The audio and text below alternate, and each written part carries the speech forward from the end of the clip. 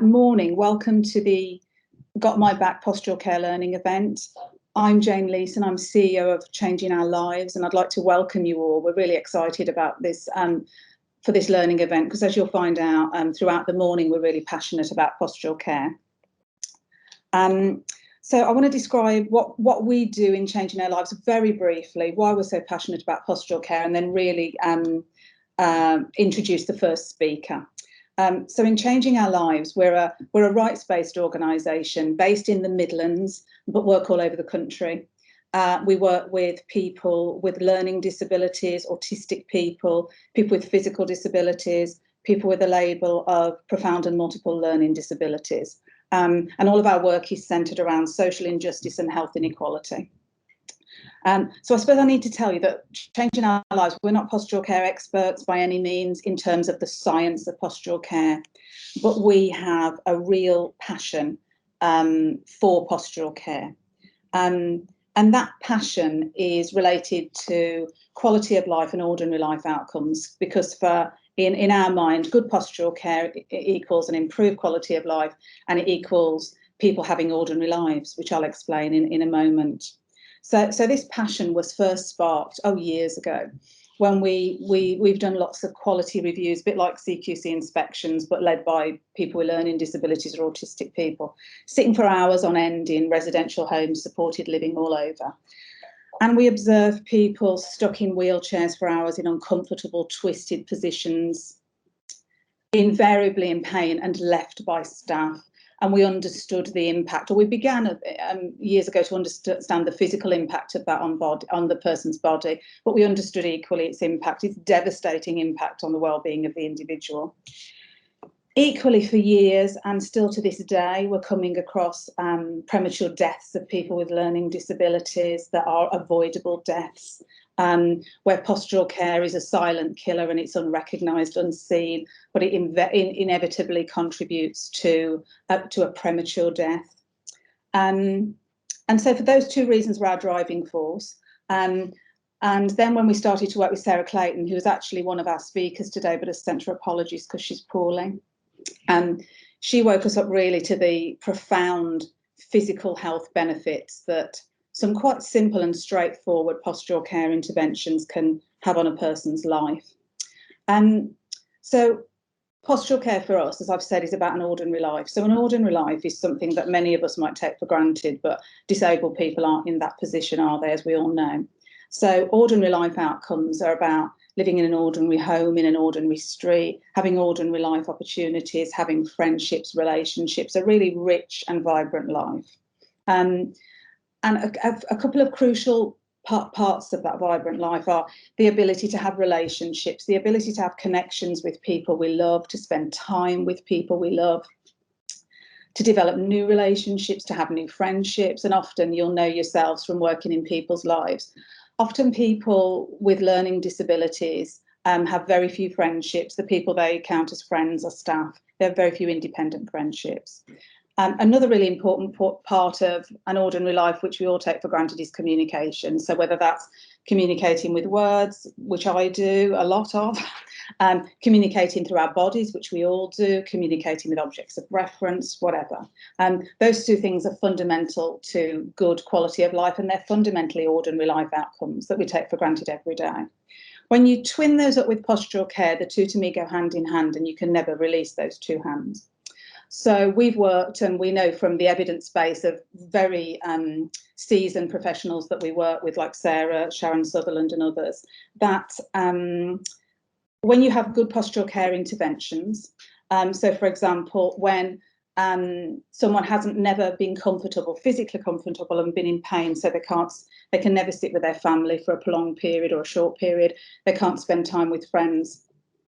We know that with good postural care interventions, they're not just about the physical differences that makes to a person so they can sit and feel comfortable, they can be pain-free, but also it's enabled individuals to develop new friendships, to sit for the first time through their own birthday party, to sit for the first time through a Christmas and open presents, to be for the first time with their family during holidays. So postural care and an ordinary life goes hand in hand.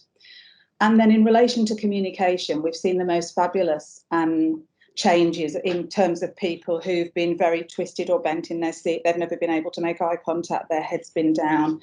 But over a period of time appropriate for the person, their postural care has enabled them to sit up straighter. That's enabled them to use eye gaze or have a range of different communications at their fingertips, which mean then they can be part of society, they can lead an ordinary life. So those are our passions, really. So what we try to do as an organisation is, well, what we do as an organisation, I should say, is bring some really passionate and professional individuals together with some individuals with exceptional lived experience to highlight this issue. So today, I'd also like to tell you, before I go on to the speakers, that we've also got a project that we're going to release next year, which is a digital postural care passport. So there's hundreds of passports, aren't there? There's, communication passports, there's hospital passports. We appreciate that you can't have too many because a person's life is littered with these things. But we came across a really great project in Scotland that's led by families of individuals with profound and multiple learning disabilities. And they developed a digital passport. So we thought, well, nothing's been done in England. We need to develop that. And we're funded by NHS England to do it. We've trialled it with a group of children and a group of families. And it's at the stage now where we're ready to launch it towards the end of this year, beginning of next. And in a nutshell, it's a PowerPoint presentation. Because Scotland went through all this research, proved that actually if you had apps, that was really difficult. So it's a standard PowerPoint or a keynote presentation for Apple devices. And families are embedding photographs or short videos into that PowerPoint of the way the individual likes or needs to be supported in relation to postural care. At the same time, we commissioned Simple Stuff Works and Sharon Sutherland, who is an international seating expert, to produce a series of short videos which sit alongside the passport, which support parents to understand more about postural care, but support parents to understand how to complete the passport. The passport, I should say, also is parent-led. But we're happy to share it wider with clinicians and trusts, etc. So that's we'll be advertising that again on Eventbrite towards the end of this year, early next year. So we'd ask you to look out for that. I'm also going to now hold up a glass of water. So we should have told you this beforehand. So apologies that we haven't. But one of our speakers, Leanne, is going to do something quite exciting with a glass of water in a bit. So if you haven't got one, if you could just sort of nip out to wherever and get one at some point. It is before the break, so apologies, but that would be useful. We'd also encourage you to tweet out during the presentations, and the hashtag is @posturalcare. And if you tag in Positive Lives, that would be great. The chat function is available, and what we're going to ask you to do is to put any comments or any questions, no questions too small, no questions too big. Don't know whether the panel are going to like me saying that, but put all of those questions into the chat function. Equally, if you want to exchange your details, put them in the chat function. If you've got any great practice, if you're looking for any good practice, put it all in the chat function. Yeah, and I think that's about it from me, really. But I want to hand over to Rachel Wright. Now, you'll see in the bios that Rachel describes herself as a qualified nurse and an unqualified mom, a mom of three, parenting a son with complex disabilities. Rachel's also an author, a certified trainer. She's developed Born at the Right Time, and how I would describe Rachel is a force of nature, and which is an absolute compliment, Rachel. And you'll witness that in a moment. Rachel has got such passion, and it exudes from everything that she said. So I'd like to introduce yourself, Rachel. Well, that's teed me up good and proper, hasn't it? Now I can't fall flat on my face. Thank you so much for that introduction, and thank you, Jane, and all those changing our lives for your dedication in making sure that we'll bring these voices together, and particularly this morning. So can I just check that you can all see my slide that we have. I want to see lots of thumbs coming up now. You all have, you've not got your cameras on, okay? So there's no point in doing like your actual thumbs because no one can see them. It needs to be the thumbs. Fantastic, right? So postural care is the missing link. A little bit of what Jane was saying there is that we have so many aspirations in life, and those aspirations can be very simple, seemingly. Some of them might be really grand and profound, but whatever your aspiration is for the people that you support, postural care needs to be part of it. And I'm going to try and explain to you why. This is me. My name is Rachel Wright. As Jane said, I founded Born at the Right Time. This young man thrust me into the world of postural care. So I am a qualified nurse, but an adult nurse. And it wasn't until he was born that I realized that any nursing I'd done in the past was nothing compared to what was going to be expected of me in the ensuing years as my son's complex needs started to take over our lives. My husband's a GP, I'm a nurse. We understood the medical side of things, but what we didn't have any grasp of was what that felt like in real life. As Jane says, I've written a book, The Skies Are Under, and that tells of the transition between life before and after. Now, as also mentioned, Sarah should be with me, and she's not one of the people on this picture. Sarah would talk about the fact that she was brought up in a very strange household. She was brought up in a household, when it comes to being passionate about things, Sarah has a passion for postural care like nobody else I know. You know those people like who have in the old days when you didn't have your digital photos and you like printed them out and you or put them on a slideshow, and you'd go to someone's house and they'd close the curtains and you'd have to watch like 50 photos of somebody. You're all too young, I bet. This all isn't making any sense. But that kind of sitting there and listening to someone drone on about something that's really, really important to them could be what we say about Sarah, but no, she's far more interesting than that. And that passion comes from, well, it's in her blood, because her dad was a weapons and explosive expert, but also then engineer. So he was in the army and then he came out. Her mum was a physio. And she was a physio in a very large institution in the West Midlands, and this photo is from her time there. And she says that she saw these children within that institution sort of grow up and very clearly saw the impact of their changing bodies as time progressed for those people.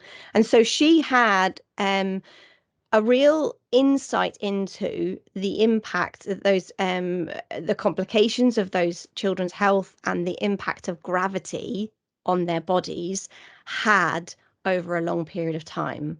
And so I think Sarah and her siblings were regularly measured, and people stopped wanting to go around to their house because they were also sort of measured in all sorts of ways.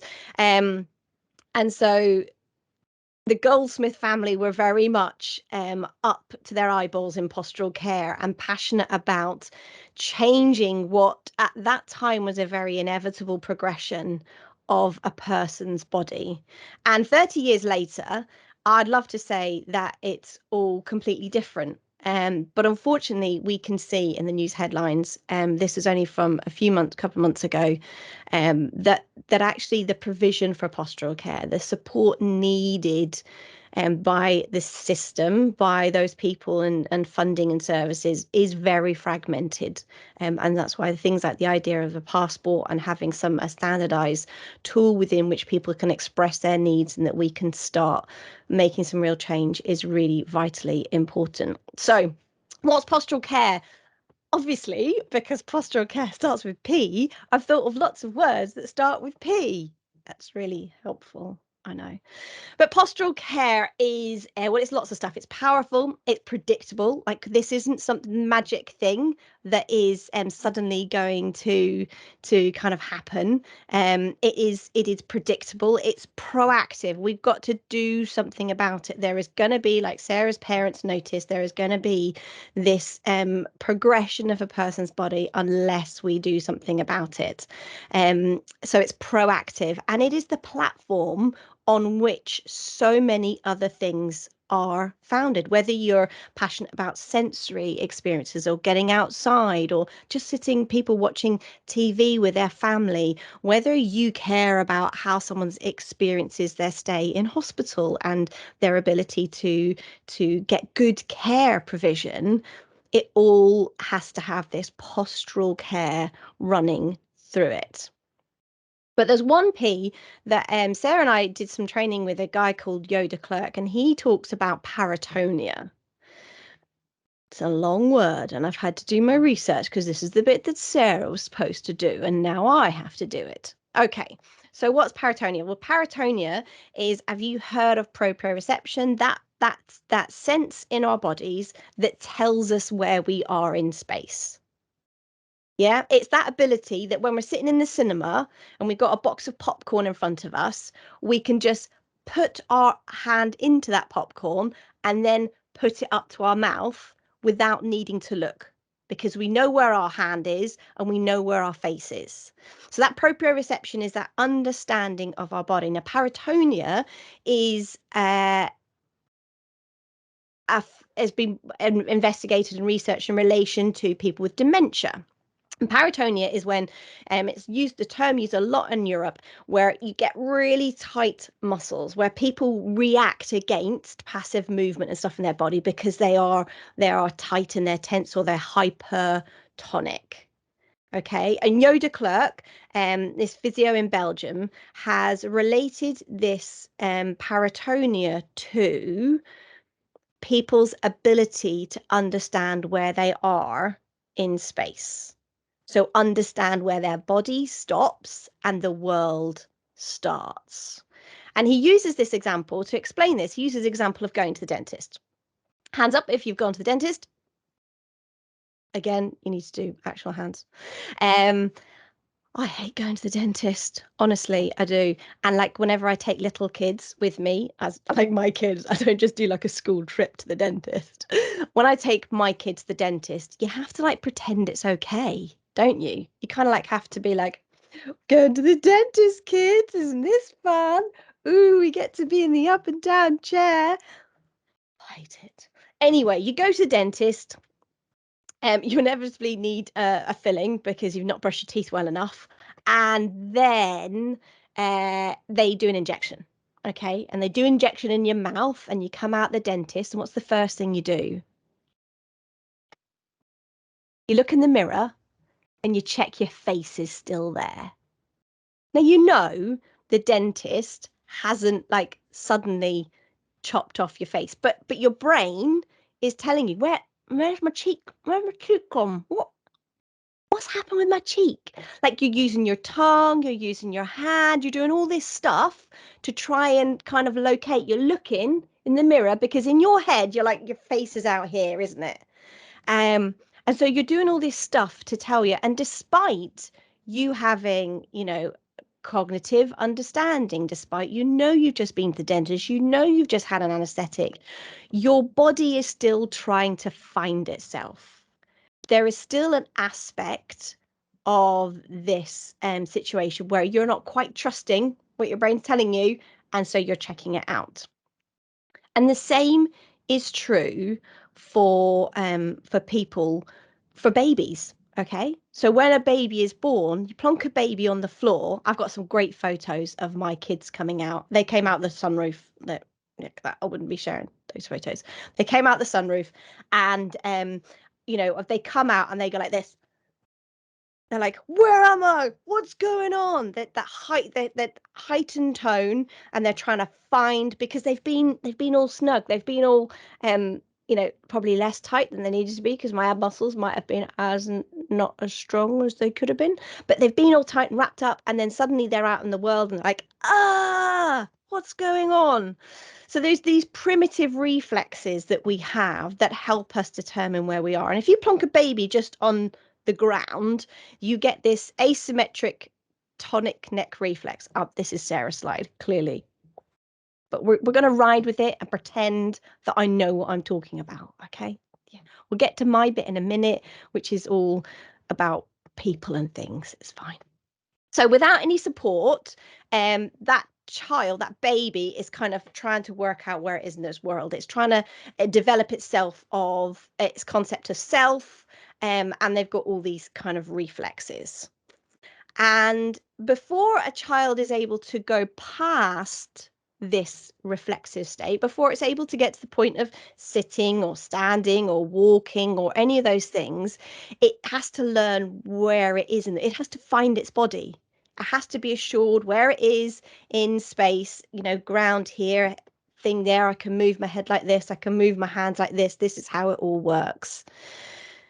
So whatever it is you want to be caring about, person's sensory experiences, their education, their healthcare, their ability to communicate. If you want to ask them a question and expect them to give you an answer, but all they're thinking in their brain is, where am I? Where am I? Where am I? Where am I?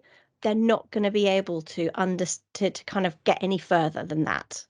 So one of the things we need to do within postural care is enable the person to know where their body is, and then we can enable them to explore the rest of the world. And if you don't give them a positive position of that, then they will find it in their own way. So you put the person's leg, that gravity will also help with this. They put the person straight, they've not got any support, their legs will go to one side, their body they will try and find, either by themselves or gravity will help them, they will find the flattest surface to get themselves into position. And if it's not symmetrical, then what we're doing is we're promoting potentially detrimental positions for that person. So here we go. Spot the difference. This is Colleen, somebody that Sarah has worked with. In the chat, just for the next sort of 30 seconds, tell me what's the difference between these two pictures. I kind of feel like I need to do some of my countdown sort of music things. Symmetry, support. So what's happening on the right? So on the left, we've got a nice straight supported spine. On the right, on the left, yeah, she doesn't look comfortable on the right, but she looks comfortable and stable on that first picture. The difference between the head support. What's happening on the left? Colleen is relaxed. Exactly. She knows where she is. Look where her hands are on that left-hand side. On that left-hand side, Colleen's hands are nice sitting on her belly. She's like, I know where I'm at. Her head is able to look forward. Its head's able to look around. She's able to see where things are. On the right, what we've got is, where am I? What's going on? Finding the surface of the bed with her head. We're getting gravity moving. She can't keep her legs straight. Like no one can like for any length of time keep their legs and their feet up. Gravity is going to bring them over to one side, and they're becoming unsupported. She feels like she's on a tightrope on the right. And that's where very often people with profound and multiple learning disabilities, people who have got limitations in their movement, they feel like their bodies are on this tightrope. Okay. And so one of the important things when we're thinking about postural care is giving them that feedback and information that tells them where they are so they can relax down their muscle tone. And then they can start doing the other things that they enjoy, whether that's moving their body, whether that's watching the screen at the cinema, whether that's eating. If you spend your time, I don't suppose if you gave her a McDonald's, a burger and a bag of chips, she'd be that good at it, eating it, because she's like, where am I? What's going on? What's happening here? sit her in a lovely plastic chair with a plastic table, and she might just be able to enjoy the feast of a Big Mac and fries. So how we support people affects every part of their lives, which is where Jane started off with this thing. But the tightrope scenario, that tightrope suggestion, isn't just something that is experienced by the person who has complex needs or learning disabilities. It's experienced by the families as well. So I'm going to share with you a short film of my a little glimpse into our family's life. Those people who are watching this back on recording, we will be editing this out because obviously it's got personal photos of my family, and I don't want that flying around the internet. But for those of you who have managed to get here live, here you go. So for those people that you support, for that person you see, whether they're at a clinic appointment, in a community, in in Sainsbury's, walking down the road, what you see is a small slice of what's going on. And for us as a family, my son's postural care is is because postural care is 24 hours a day, 7 days a week. Like, gravity doesn't take a break. His muscle tone doesn't have a day off, and therefore us as a family don't have a day off either, as far as protecting him from the complexities and the complications of postural care. And so it has so many things that kind of are included in that. There is the equipment, and oh my goodness, there's so much equipment. And let's be honest, most of it's flipping ugly. You know, I've been at award ceremonies where they're like, and this award goes to this, standing frame because it's so much like not clinical. And you're like, what does your living room look like? Because that's not the color of my sofa. Beside the point. But the point is, there is so much equipment, and there is something for every single minute of the day. I remember saying, right at the very beginning, when a sleep system was suggested to me, I remember slumping down in the toy library where there was like coffee mornings for parents like me, and saying it affects everything. I can't feed my child without being told what to do. I can't dress my child without being told how to do it. I can't put my child to bed without being told how it needs to be done. And those things are all right and good, but it doesn't stop them being hard, really hard. And then there's the number of people. Guess how many people I need to speak to about my son in the next 6 months? You could say it in your head, and that would be like a thing, or you could try it on the chat, and that would be another thing. How many people do you reckon there is that I need to talk to? 10?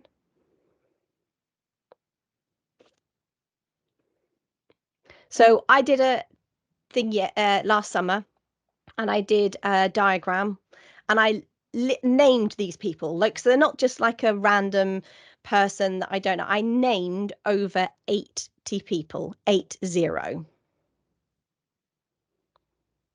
And we had a postural care review. So it's just this little bit, like, it's not communication or sensory, or it's not it's not like education, it's not social care, it's not whatever, just postural care.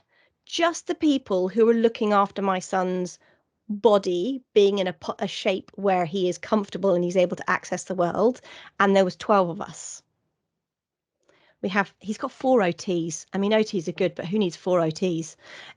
Or OT, 2 types of OT, social care, health, because obviously they're different funding streams and don't talk to each other.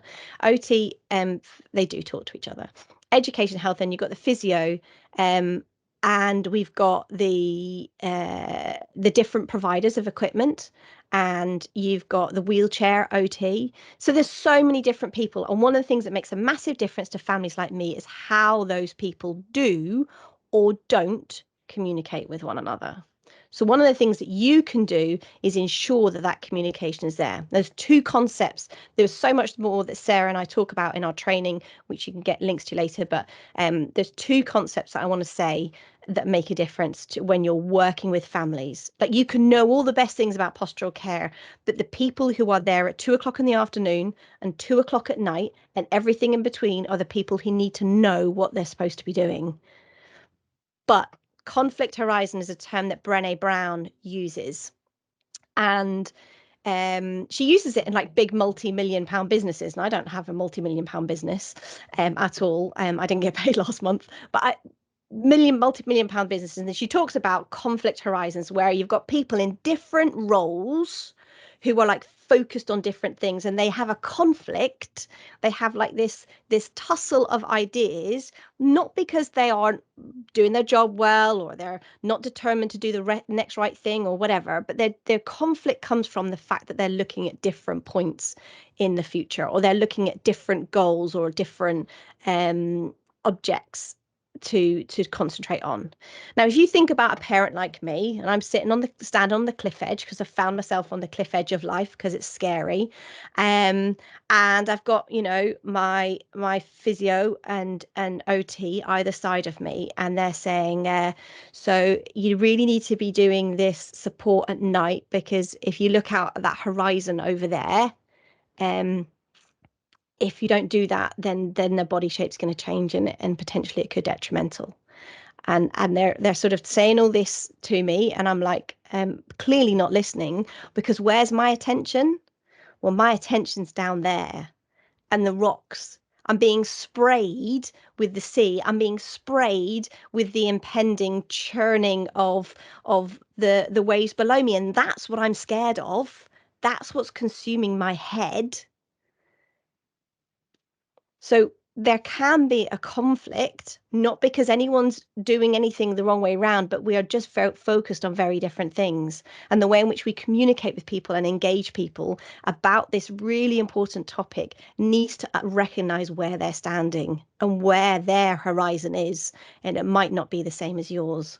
And then the other thing is empowerment.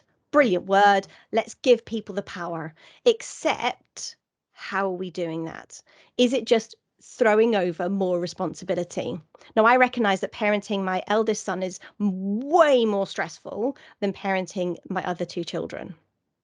And part of that is whether the responsibilities that I hold are empowered or disempowered. By that, I mean, if I want to, well, let's take my house. If I want to change my bathroom in the one part of my house, then, I'll call a plumber and I'll call a bathroom fitter and we'll get that done. And I'll choose the colours and I'll choose the taps, and here we go, hunky dory, fantastic. If I want to change my son with complex needs bathroom, well, then I need to speak to the OT and I need to have a word with the local authority, and have they got the funding in place for the DFG, and it can't choose that tile because that might be more of a slip risk, and so many other things. And so what I end up having is a situation where I have the responsibility for that bathroom and showering my son every day, but I don't have the authority. I don't have the I'm not empowered to take that responsibility, because I haven't got the authority, the agency, or the resources. So when you're thinking about what you do next within your roles in postural care, just think about those people who are responsible for the postural care. Are you giving them the authority, the agency? By that, I mean the training, the understanding, the things they need to know, and the resources. The final P of postural care is so real for families like mine, in that I know that we can start off with these lovely straight spines, and without intervention and without proactive care, we end up in a position where all the really important organs in a person's body are not able to function, and we end up with premature death. And the statistics are there, and they are painfully true. So last year, Sarah and I did some work funded by NHS England around the impact of postural care in the age of COVID. They'll get some links for this when you get your information after today. And the three things that came out of that project that we did was there needs to be standardization, coordination, and collaboration. And so Sarah and I look around, and it's so easy to point at loads of people saying they need to fund better and they need to do more equipment and they need to, and we decided to stop and to look at what we could do. And we decided that we could, well, my bag is all about the communication and the co-production. And then Sarah has got the skills and the knowledge, and having designed so many postural care programs in the past. So we have developed some training. We've developed a whole host of training for people around postural care that's CPD certified. We've got a little half-day course that's like just gives you a little introduction about some of the things. It's all online, so whether you're in the UK or Scotland's in the UK still, or whether you're anywhere else in the world, you can participate in the training. And we have a really comprehensive course called Cradle to Grave that takes you through the different stages of a person's life. And if you're, say, caring for people who are school age, then there's a section, there are ways that you can concentrate on that. But this training is about putting the knowledge in the hands of people who need it. So we also have a workforce and family course so that families can go on the training course. And those people that are providing hands-on care, the teaching assistants, the carers, the people who are working in residential services and things like that are there. I've just noticed that comment on standardization. Standardization is difficult. We'll take questions and stuff later. But standardization doesn't need to mean it's inflexible. So I'm going to pass the baton on to you, and I know the speakers that come after me will do the same. What is your next right thing? We can all talk about what the next issue is for other people to sort out. We can say it needs to be the funding, it needs to be this, it needs to be that. But within your role, over the next hour or so, spend your time, doodle, scribble, and take a word from Elsa and ask yourself, what is your next right thing? Like I say, Sarah it would have been so much better if Sarah would have been here, honestly. But thank you for putting up with me, and I will hand over to our next presenter. Wow, thanks so much. I told you, everyone, that Rachel, you're just a force of nature.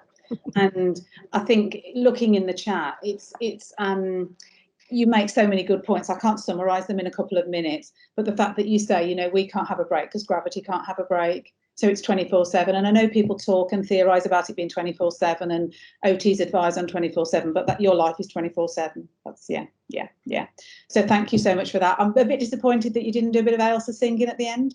Do you know what? I had the video set up and it didn't work this morning. And I could have serenaded you, but you might have just lost half the people on the call.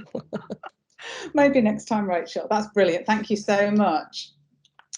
Fabulous. So in a moment, we're over to Alistair. And Alistair, if you look at Alistair's bio, he describes himself as just a physio who wants to transform healthcare with no budget in his spare time. So like Rachel and like Leanne that will follow Alistair, we're talking about three really passionate, dedicated individuals here that champion postural care. Alistair is manages actually a physiotherapy team at Portland College in Nottinghamshire. He volunteers for Team GB as a physiotherapist for Special Olympics Great Britain, and is the clinical director for health and wellbeing for Special Olympics Great Britain. Alistair describes himself as both a professional, having some lived experience in his relationship with his brother. Similarly, I could go on forever about these speakers. Alistair has lectured at Sheffield Hallam and Coventry University. He's co-authored Movement for Movement slide set. But probably the most exciting thing about Alistair is that he is the LD physio on Twitter. So that's the sort of Alistair that I follow, and I believe he likes to be controversial, so we might have a bit of that in a moment, which we welcome, Alistair. So over to you. Thank you, Jane. Thank you. Good morning, everybody. Yeah, I'm not sure yeah, the most exciting thing is at the LD physio. But yeah, I'm a bit of a straight talking Yorkshireman. So let me just have my slide set up and ready to go. And we should be able to go. So yeah, my topic, first and foremost, I promise not to make you cry. Because if anybody else was sat there like me in that last one, Rachel kicked me right between the feelings. Yeah, I wasn't prepared for that, but very, very powerful message. So yeah, I've got half an hour to talk about you. Well, why does it matter? We're going to talk. Thank you. Yeah, thanks for the heads up there, Sean. It's a good point. Can you see it? So why does it matter? Well, first and foremost, let's make sure we're sitting comfortably. Now, we are all people who have general control over our bodies to a varying degree. I don't know you all personally, but what I'd like you to do first is to find what you think is the best seated posture. Okay, sit, move around in your chairs. I can't see you. This is where I like to do these things where I can see people are doing them practically. But if you can just shuffle around and get yourself into what you believe is to be the best sitting posture, and then we'll begin. So yeah, who am I? I think it was covered pretty well there. But you know, I'm the younger brother of John, Jonathan. John is my older brother. He sadly passed away last year. I am the TNGB physiotherapist for Special Olympics Great Britain. So I get my volunteering is not quite so heartfelt volunteering because I get to travel around the world, so it's not too bad. I also manage a physiotherapy team in Mansfield, an ex-NHS physiotherapist from graduating in a community learning disability team, and then moved into a private healthcare organisation for people with PMLD, a day service, and then now manage a physiotherapy team. Yeah, I've been dabbling in the university side of things and trying to corrupt the next generation of undergraduate professionals. So far, that's going quite well. The recruitment for the army, the takeover is in hand. So.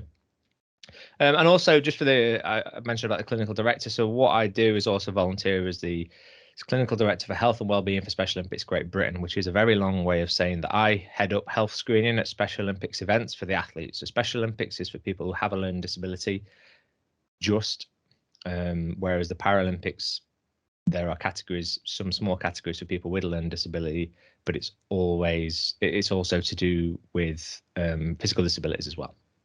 The Special Olympics just learning disabilities, and at those events, to try and redress some of the health inequalities, we provide free health screening, and I head up the GB physiotherapy screening. So this was at 2017 in Sheffield, back in the day when you could get close to people. So one of the things I think it's worth mentioning about is we do a quick anatomy refresher. So you know, because there's going to be some X-rays thrown at you today. There's already been some X-rays thrown at you, so let's just go into why that's important and what that matters from. Okay. So we'll get our skeleton here and have a bit of a zoom in. So if we go in, let's look. So on the on this slide, I'm just going to label some of the bones. Now in an X-ray, just for reference, high density things like bone show up as white, lower density things such as spaces with air in show up as dark. So we've got the skull, clavicle or collarbone to you and I, cervical spine or neck, humerus, shoulder, ribs, including the costal cartilage, which is the white bit around the front, thoracic spine or your mid-back, lumbar spine, lower back, pelvis at iliac crest, and your sacrum. Now, you're going to see lots of X-rays, I think, hopefully, and hopefully when you start to look into postural care, you'll start to see the profundity of some of these X-rays. But we need to be mindful of not just the skeletal spine, because if you go back to the X-ray, that's what you'll see. But don't forget that, oh, sorry, we have a femur as well, yes.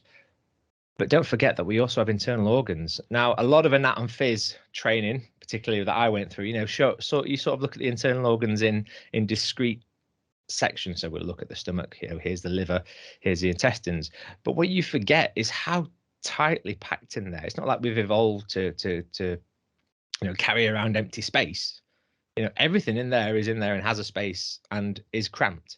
So any sort of physical deformation from the central point is going to put huge pressure, and absolutely, you know, we think about it from the, you know, how squiggly and scrunched up the intestines are to begin with. If we then add an element of lateral scoliosis or even rotation in there, you know, it's going to mess things up. And unfortunately, you know, you hear of people who have PMLD, you know, dying from constipation.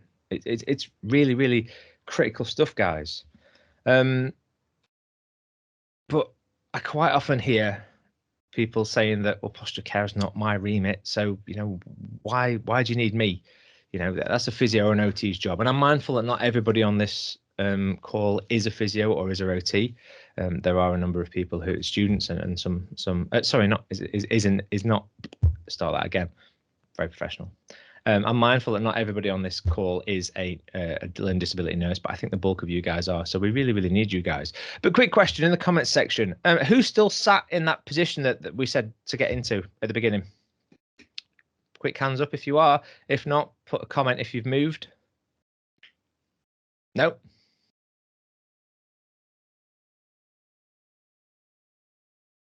Excellent, excellent. Yep, exactly, guys.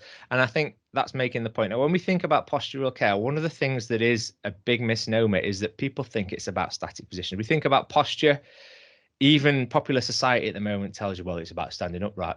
It's about, you know, being upright. It's about being in the anatomical position, like you saw the skeleton there. It's about, you know, back up. It's about head back, whatever. Popular society is quite wrong a lot of the times, and particularly around the notions around posture is particularly wrong.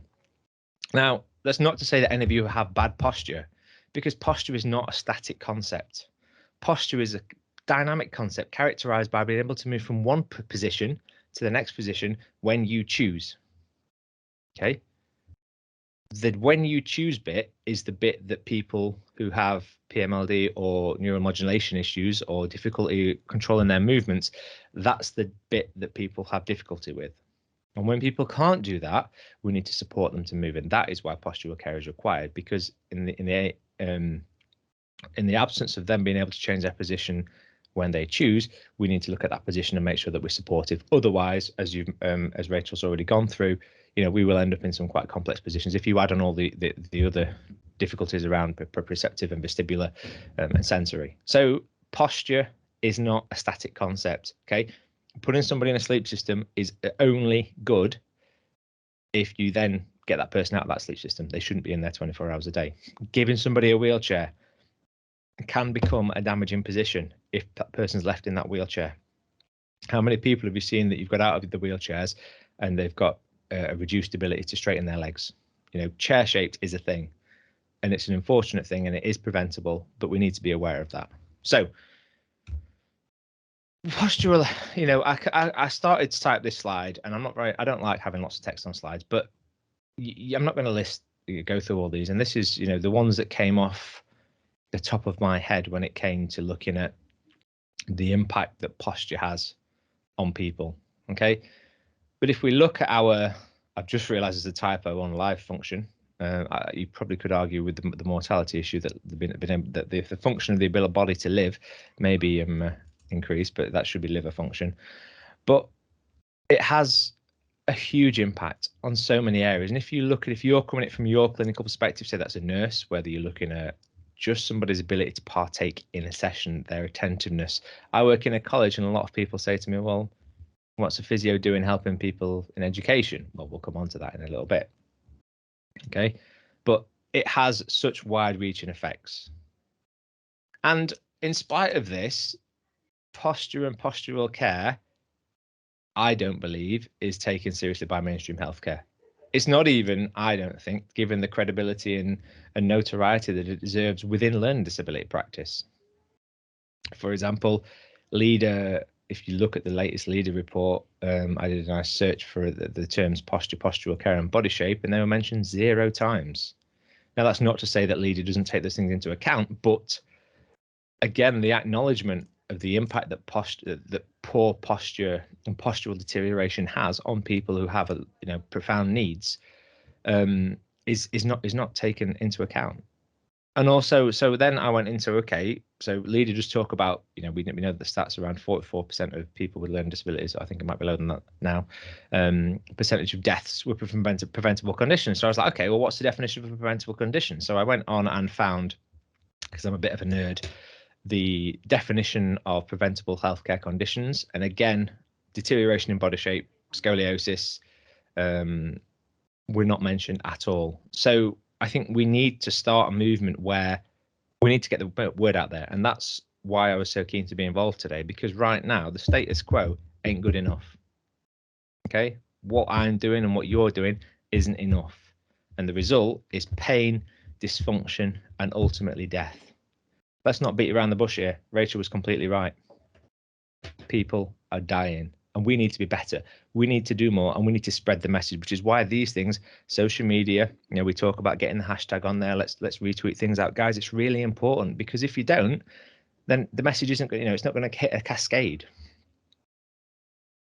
So, is posture well enough understood within nursing education? So I'm asking you guys to, I'm saying, right, come on, LD nurses, get on board. Let's go. And funnily enough, there's a name on there you might recognise. But there was a study done by Page and Clayton in 2016 that looked specifically at knowledge of postural care amongst students, undergraduate learning disability nurse students at University of Birmingham. And yeah, the students identified a significant education practice gap and a lack of preparedness amongst the students. So, and that is something that I think we all need to take on board. We need to work with universities and undergraduate courses to look at influencing syllabus and syllabus and syllabus formation. And that's how I got involved with universities, because I'm like, there's a whole host of this whole area of physiotherapy, but how much of that, the whole host of physiotherapy that specializes in working with people who have a learning disability, and yet it's not covered on the undergraduate syllabus whatsoever. And actually my raison d'etre is to try and upskill other people, because I'm too lazy to have to do my job myself. I'd like mainstream healthcare to quite, take care of people who have a learning disability, so that I can go and do other things. It was also identified within this that there's a lot of silo working going on. And it was seen as the role of the physio, the OT, or the healthcare assistant, or the carer working in a home environment, and that it wasn't seen by nurses to be their role. The RCN, I read an article that was put out last year, or it might have been the year before. My timeframes, because of COVID, mentally have just gone out the window, so I apologise. But there's 17,000 learning disability nurses in the UK, and there were warnings of the need for urgent growth. Okay. And I read that and I sort of chuckled, because right now I did the sums on it, and that is, for every one physiotherapist who works with people who have a learning disability, there are 50 learning disability nurses. That is power. You guys have power. I don't know if you understand that and if you know how to wield that in such a way, but you have influence. And what we like through this is for you guys to exercise that influence and to spread the word. And just as a visualization of why do we need you guys, every single one of those blue tiles is a physiotherapist, and every one of the yellow tiles represents a learning disability nurse. I know there are OTs as well. I couldn't get the stats on OTs, apologies. But it's quite tricky because they sort of split between the two, and it's very, very boring information. But essentially, for every one physio working with someone who has a learning disability, there are 50 nurses. We need you guys. There's no other way of putting it. I can't do this by ourselves. So again, Leader doesn't talk about sorry, just to make on that, just so I can't come up there. Yeah, no, completely. It's not just learning disability nurses' role. It's everybody's responsibility, and that's why this event is happening. Is because right now it isn't. It's not learning disability nurses' responsibility. I'm not saying that it is the sole responsibility of a learning disability nurse, but you guys need to be aware.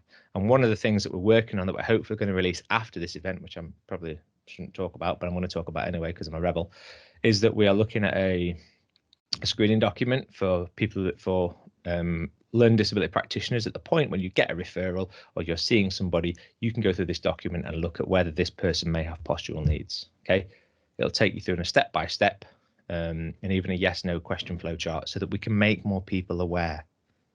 And that's what we want, is we raise awareness of this, because right now, if we raise awareness amongst healthcare professionals, then we can get it out of learning disabilities and into the mainstream. And then if we can get traction within the mainstream, then the next time we have to write a funding proposal for a standing frame or a piece of equipment, it might not take 18 months to get through. It might not get pushed back 3 times, because all of a sudden, oh yeah, I know about that, I understand the impact of it, and therefore it's justified. Yeah, so Leader, it does talk about the primary cause of death for people who have a learning disability is respiratory related infections. Okay, 42% of deaths were attributed to a respiratory infection. That's aspiration pneumonia and bacterial pneumonia. Now, again, because it doesn't relate to postural care, we can't directly infer that these, this was a contributory factor, but it's more than likely that if you understand the anatomy and understand, we talked about the internal organs being squashed and squeezed with scoliosis, that the respiratory function is going to be significantly impaired. Okay. And again, we talked about 44% of deaths from avoidable causes, but that doesn't include the protection of body shape. So moving on, what has it got to do with me? Okay, so we talked about posture, and Rachel did a really great example about the brain's prioritization of knowing where the body is in space. I've got a little practical just for that. So it's gonna require you guys to take some space. If you can stand up, but you can still see the screen, make sure there's nothing you're gonna. But in fact, no, you don't have to. Sorry, stop. Don't stand up. You can sit down for the first one. Hang on. It's a little practical. Okay, we're gonna try something.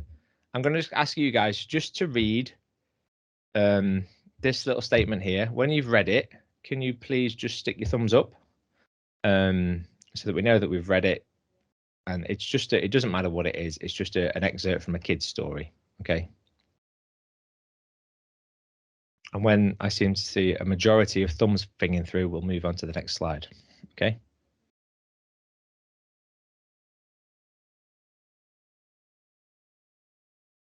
Excellente. I'll give you a few more seconds. Okay, guys, get the comment section up and running then, because there's some questions. Where do the children play?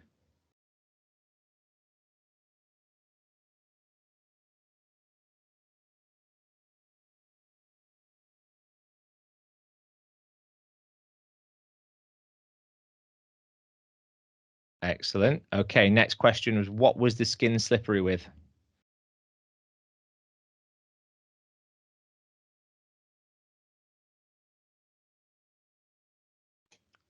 Fan, Dabby, Dozy, and where is their favourite spot?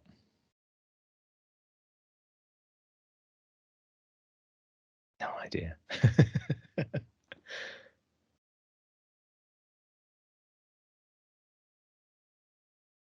Fan, Dabby, Dozy. So, guys, what I'd like you to do now is the time where I'd like you to get some space, and if you can, to stand up. Okay. If you feel comfortable, and only if you feel comfortable, I'd like you to stand on one leg. And if you feel comfortable still, and there's not a risk of falling over, go up onto your tippy toes. Okay. I'm not going to ask you to put your thumbs up on this one, but if you get in that position, I'll give you a minute just to read this. It's the same book, the same excerpt. Sorry, different excerpt from the same book. Okay, but try and stay on one foot on your tippy toes. Okay, and just read. I've got fantastic mental images of hundreds of professionals around the country in their rooms on one leg.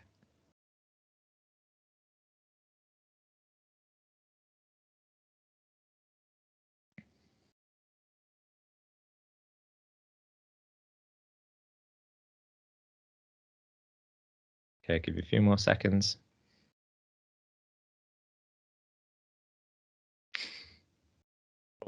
Right, so let's have a sit back down, guys. What word was used to describe the farm dogs?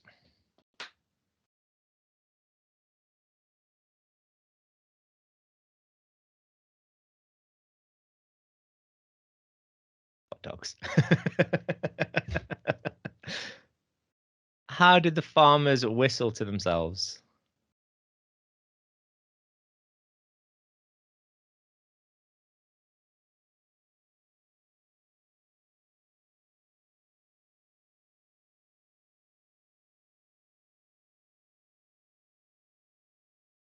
And what were the grandmas doing?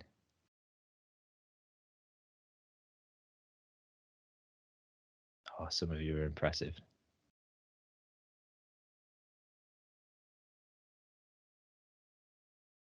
Okay, guys, so which one of those two excerpts was easier to read and take in?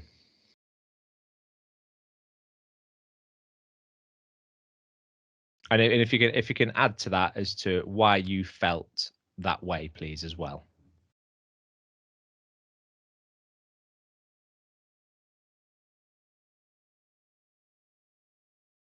comfortable position, try not to fall over, focus on the task. Yep. And I think this is it's great that Rachel teed this one up, because it's a fantastic example of when you're similar to the dentist side of things, of when your body is more concerned about where your brain is more concerned about where your body is in space, it prioritizes that over almost everything else. Now, if we think about, we're just trying to read something here. If you think you are in a situation where you are, in my example, in a classroom setting, and you have an inherent challenge in learning new things in the form of a learning disability, and your brain is concentrating on where your body is in space because you're not comfortable or supported correctly, and then we try and teach you something difficult like maths, how much of that information is going to be taken in? Probably, we can assume, not a lot. In fact, from the evidence from some of the students that we've worked with, it's made a significant difference to their ability to take on new information. Now, that's just learning. Let's think about eating and drinking. Trying to concentrate on something that you have to eat and drink, maybe in a busy environment, maybe with a staff member that you don't know, even with a staff member that you do know, that's going to be a significant challenge for that individual. So this is a real nice example of, just first and foremost, we did two little practicals. One is that everybody changes position if they have the ability when they choose. That is what good posture is. When people can't, that is when we need to support them. And secondly, that this sort of tiering system of the brain in terms of its prioritizations is significant, and actually it's quite easy to invoke that just by doing this. What is also interesting is you have some people who have sensory processing challenges or may register sensory information difficultly, who may require more stimulation to be able to function properly. So we do have people who stim, people who rock, people who move around, and that helps them to function. And that's not to say that these things aren't true of those people. For some people, it might be different. But in the whole, and for us, this is a really good example of us being able to say, when our brain is more bothered about where our body is in space. And don't forget that I'm not allowed to inflict pain on you. I don't have voodoo dolls of everybody. But if I did, and if I could give you neck pain or back pain, and I could make you sleepy and tired, your perception of the ability to take on new information would be even more compounded. So again, just bear these things in mind when we're working with people. So yeah, postural care, simple, right? We've got you guys on board. You understand what's going on, but let's just look in theory. Okay, so in theory it's simples, but prevention is better than cure. In my time of 11 years as a physiotherapist, I have noticed a change in people coming through, and I think some of that is because postural care is now recognised on neonatal units, so people's posture is being taken into account, and I do thank the Goldsmiths for their work, because I have noticed a difference in supporting young people as they transition through. But there are significant funding challenges. If anybody's had to write a funding piece for panel for a sleep system, it's a laborious process, and that is why, if we have better understanding from the start, it means that people get things quicker. I have had a young man who had spinal rod surgery to support his scoliosis, and there was no provision of wheelchair for 12 months. There was no sleep system in place. There was no revision of that. He was just had the operation, and then they were like, oh yeah, then we'll sort of, but they had to ask for these things afterwards. So it's not thought about in mainstream services. It's not, and we need to make that more widely understood. There is a patchy high quality evidence, but that's only because there's not that many people undertaking research into it. Okay, we know that, particularly in therapies, that trying to get high quality low p-value evidence is difficult, and that's the same across all areas of therapy and all areas of healthcare, because people are individuals. But I think you can all see and agree that this makes sense. It's not to say there isn't evidence out there, but it shouldn't even need that. If we can just get people to sit and listen and understand and do the practical things, then it can click, the penny can drop. So yeah, we've all got a role to play in identifying those at risk from postural care and deterioration, and hopefully in a couple of weeks or months we will get this document out that will help you guys to do that. Couple of other things that I just wanted to echo from Rachel's point is that, you know, one of the challenges that we face is we can become overbearing. And I think that's a really, really good and important point, is that, you know, I co-host a podcast called Tough Topics in LD. And we talk quite a lot about professionals' relationships with parents, because there are so many that come through who have experienced poor engagement. And a lot of the parents, they just want honesty, empathy, and co-production. How can we work together? What can you do? But almost as important as that is, what can't you do? Where are your limitations? Because if you start your relationship off on that setting, then there's less chance that people are going to be upset and disappointed, because you know what you can and can't do. And they're not going to be over expected. So managing people's expectations is of vital importance. That's not to say be rude, but it's to say, look, I really want to help you with this. I can do this, but I can't help you with that. Then you can move forward in a much more positive way together. The rest is just healthcare. Yeah, simple, isn't it? You know. Oh, crikey, it skipped ahead there. So there's my references on there if anybody would like to see them. And I will wrap up for there. Thank you very much. A couple of quick things. I will be hosting a course in February in Liverpool. Now, this is mainly geared towards MSK professionals, but I will be looking at increasing some courses around learning disabilities. It's called it's a bit of a deeper dive into learning disabilities for practitioners who may not come across people with learning disabilities. But the idea is that we are trying to upskill mainstream professionals, as I said.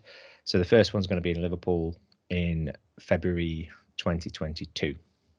And I'll hand back over to the guys. Brilliant. Thanks ever so much, Alistair. That was just superb, as always. And I think the central point that everyone should take away is this is everyone's responsibility. You can't hand it over to an OT. It's everyone has a responsibility in terms of postural care. And I think the other point that you made, which has always blown my mind, to be quite honest, is the way postural care, and loads of people have put this in the chat, isn't part of undergraduate nursing. But then Andrea Page is on the line, the co-author of the research you quoted. And I know Andrea, and your comment, Andrea, and I've tweeted it out, and you may want to say something in the open session in a while, is that postural care training has been going on for 21 years at BCU, and now all undergraduate student nurses, whoever they are, have an element of postural care, which is fabulous, because it blows my mind that you'd have to wait to be a master's level. No. Postural care, that would be like in the world, you know, the wider world, wait until a master's level to look at diabetes. It's a bit mad, isn't it? Yeah. But thank you very much. That was superb. And we're all forward, aren't we, to releasing the checklist as well, which is great. Thank you. Super. Wonderful. Thank you.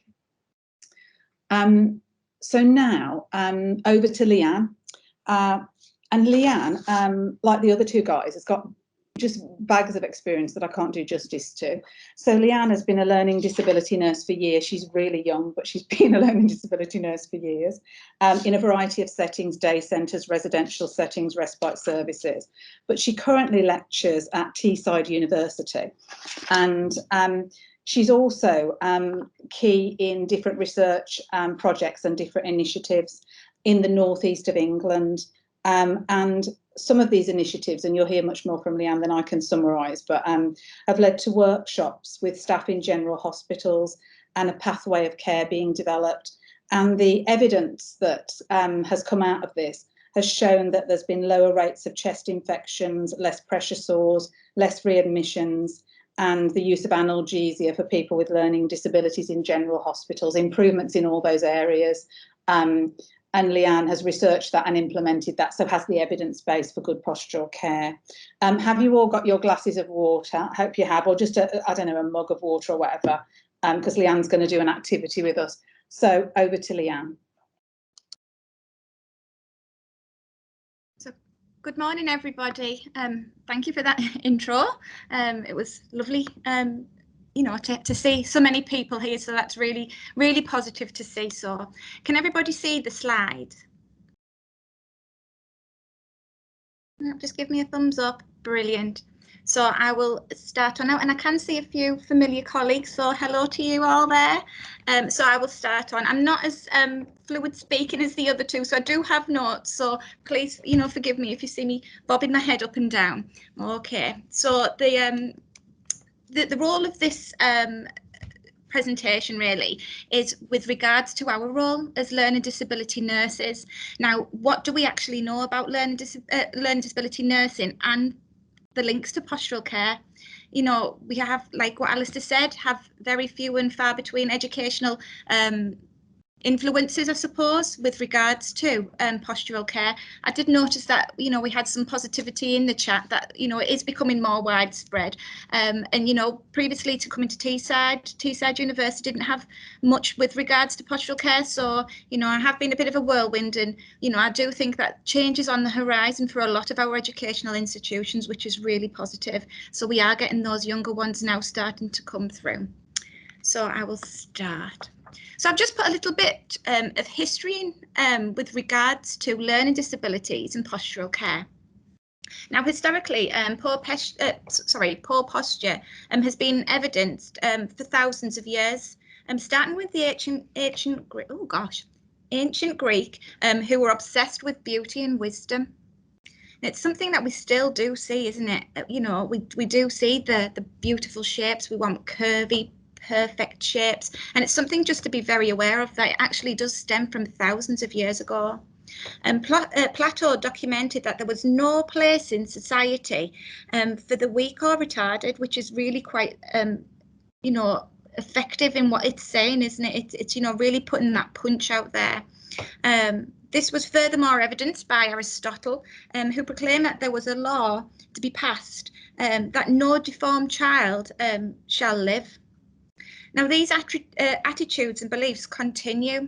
They still are present in our current day societies and throughout the world. However, if we look back just to the, you know, the UK, it wasn't until the 1800s when it was more recognised actually as a health need, and it was a health condition that we needed to treat and support. Only at this point actually was the learning disability nursing profession developed. And I do think it's really important that we recognise that these two things did come hand in hand. It wasn't just, you know, a whim. We did recognise that actually these children that are being born, you know, are more complex. They are more needing of physical health issues as well as having their learning disability. We did, following that, also have our lovely colonies that became developed and become more common. So we now know them as our institutions, where everything was plain. It was, you recognise that we had to have plain food, plain dress, plain buildings even. But again, they don't recognise the need for postural care, and they didn't recognise the need for supporting the people with more profound learning disabilities. It was a case of our people with learning disabilities out to work. But where did the people go with the physical health issues that weren't able to do that? We know now historically people were left in beds, which we've spoke about previously. Gravity will pull and distort their body shapes. I think on this point it's really important to recognise that once the institution stopped and the Care in the Community Act came into place, families and carers and other health professionals soon realised that physical health needs needed to be addressed in the form of managing postural care. And it was when this started that the development and the drive for postural care did actually start to become an established, recognised point of view.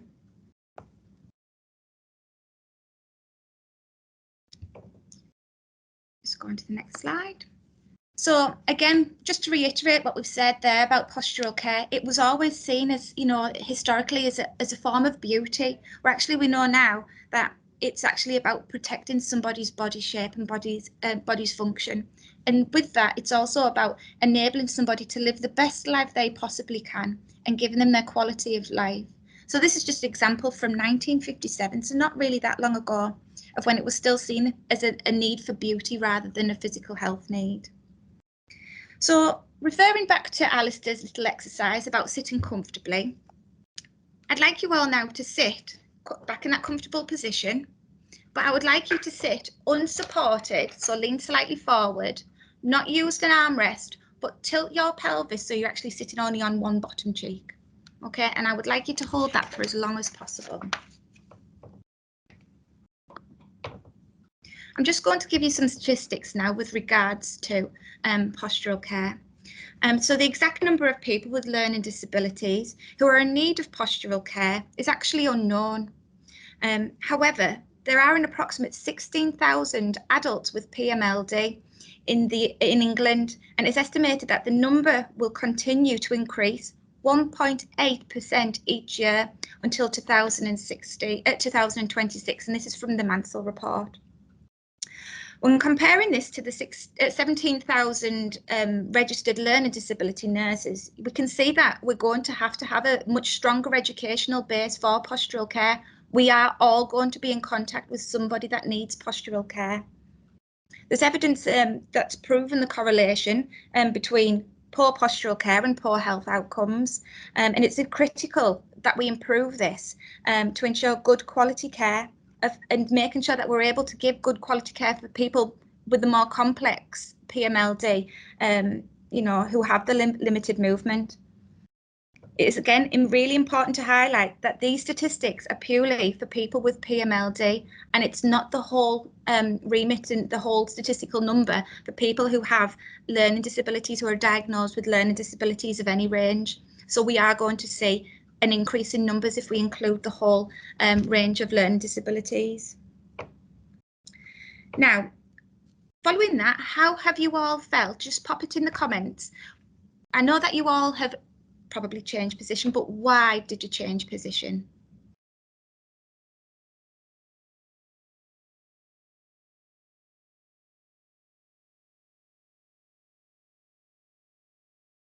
Yeah. Yeah, it's uncomfortable, need more support, lower back pain, becomes sore, you're using muscles. So again, this is just highlight, it's very hard work. Yeah, sometimes, it feels like you've run a marathon the next day with your glutes. So yeah, it is very important to actually identify that a lot of the people that we work with actually will feel this on a daily basis. And the matter, being frank, is that we've actually only sat in that position for a couple of minutes at the most. So we really need to identify and feel the empathy that actually some people aren't physically able to move, and how do we support somebody in that situation? So we've talked about pain there, and I know that Alistair had touched upon and discussed some of the physical health needs relating to postural care, but can anybody else identify with any other?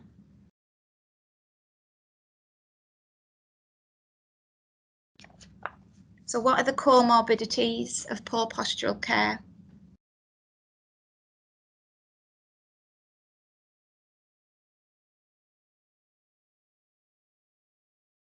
Yeah, we'll click over. So these are just a few. Yeah, muscle, yeah, affected bowels. Yeah, Amanda, we see that a lot, don't we? We see the constipation, we see twisted bowels, we see blockages very, very often. Yeah, definitely, Lindsay.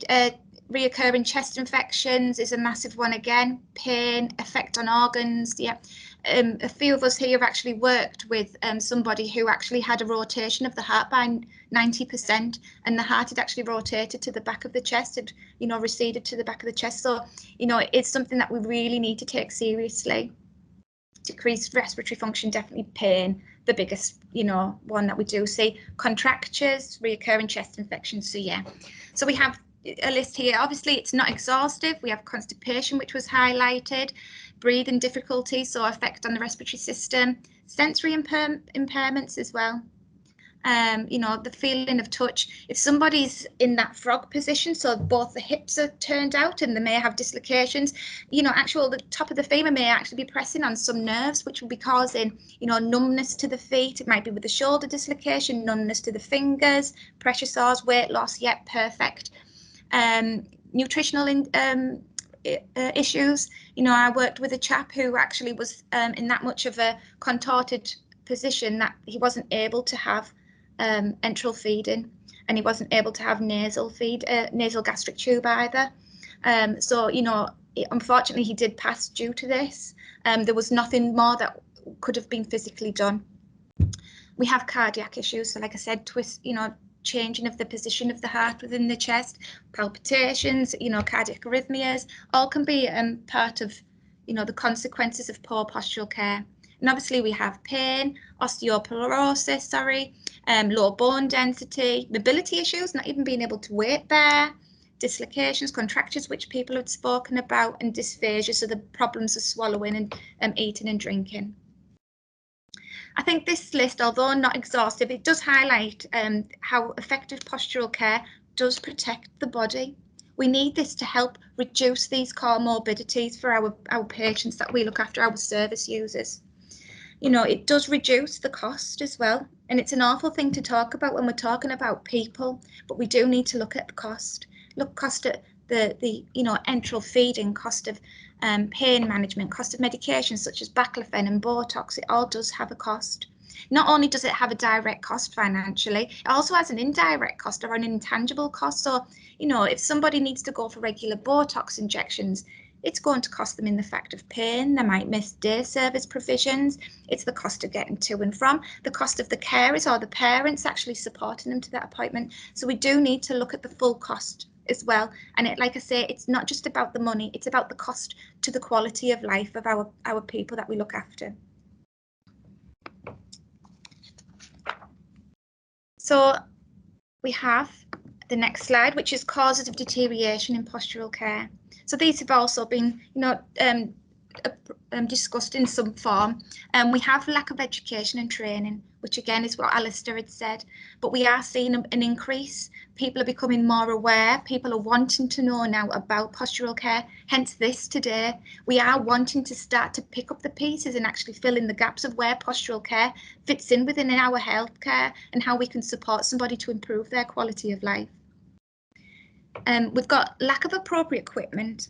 Now, this one is one that can be quite debatable. People just think equipment, like what I think Rachel had said previously, you know, it's not just about having that big bulky piece of equipment in, but if you can see there is a deterioration in somebody who was previously symmetrical, use what's around you. Use rolled up socks to tuck underneath the heels. Use a pillow or a U-shaped pillow to support the knees underneath, or to pad out the torso to try and support somebody. We have these things in our grasp. We can use them, and it doesn't have to be expensive equipment that's used in the first and foremost important part of the deteriorating position. We do need to look at how we can prevent it from the beginning. We also have things like inappropriate chairs. I mean, there is hundreds, isn't there, within the NHS and healthcare services where every chair is exactly the same. You know, we have the short ones with very short legs, which are plasticky and quite deep. Well, actually, if you've got somebody who hasn't got the ability to use their muscle tone to hold themselves up, you are soon going to see a turn in the body. You're going to see gravity pull them down. Yeah, someone's just said there as well, rolled up towel. Yeah, that would be a perfect one because you can manipulate the shape as well. So yeah, I have actually seen teddy bears used as well. Again, that's something that can be used, teddy bears to support somebody, especially with pediatrics, children that have the postural needs. It's something that I have seen quite regularly. So yeah, we have, you know, the use of appropriate equipment. So if you know that somebody has got a referral in and you know that they're starting to deteriorate, it's not a case of just waiting. We are proactive in our care. Implement those changes as soon as you can. If you see it, do it. Okay. I think the other thing as well is we all have it, don't we? Staffing ratios. How are we able to support somebody if we know that it will take 2 or 3 people to get somebody into the appropriate position or into the appropriate piece of equipment? It's making sure that we do have the appropriate staffing issues. And sometimes we've all done it, stamped and waved our hands and shouted from the hilltops, we need more staff. But we need to continue that. We need to make sure that we are not only getting all, you know, the appropriate level of qualified staff, but making sure that all staff within the vicinity, within the area, have the appropriate training. You know, if you have a unit that is specifically for PMLD, well, actually, what about the surrounding units? They might be for, you know, a treatment and assessment unit, but that doesn't mean that they shouldn't have the treatment, the training as well, that can come and help support people when needed. Okay. We have obviously congenital defects. So this is things that obviously people are born with. So we have things such as, you know, cerebral palsy, which we know people are prone to either lax tendons or ligaments, or, you know, poor muscle tone, to actually the opposite, where people are much more rigid in the body positions. We have Angelman's, which we know has a close link to scoliosis as well. And then obviously people are born naturally with scoliosis as well as learning disabilities, so we do have to consider that as well. And then we've got pain. So if somebody's in pain, you know, the first thing they're going to do is either tense up and become quite rigid, or they're going to be kind of just giving into whatever's most comfortable for them. So they're letting the body relax to find that most comfortable position. So again, we do need to consider pain and pain management. And then we have gravity. So gravity will pull us down. Gravity will pull the highest point of our body down, and it's making sure that we've got that support that can almost fight against that gravity to support somebody to be in their most relaxed, natural position. And then this is the one, I think that is the one I'm most passionate about, the poor uptake of positive care and proactive care. If we see somebody who is starting to deteriorate in their posture, it's about us actually saying, I'm not going to wait 6 months for a referral to be processed in the appropriate equipment. I'm going to look here and now to see what I can do as an individual practitioner, as an individual registered nurse. What can I do to help support that person in this here and now situation before things deteriorate, when I could have prevented that deterioration? So it is, like I say, about appropriate uptake of care. So as nurses, we all know that we have to have that underpinning evidence base. I won't go through each one because sometimes it's teaching granny to suck eggs. These are things that we do see regularly. They're always, you know, in the press, the things that we should have researched and looked into with regards to postural care.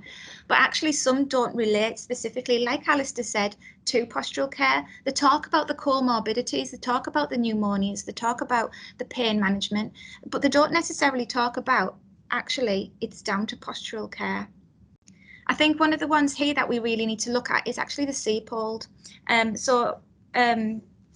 From the CPOLD, sorry, I'll just read this out because I think it's really quite an important thing that came about from CPOLD. And it's the most relevant thing, I think, as well, out of these two, learning disability practice.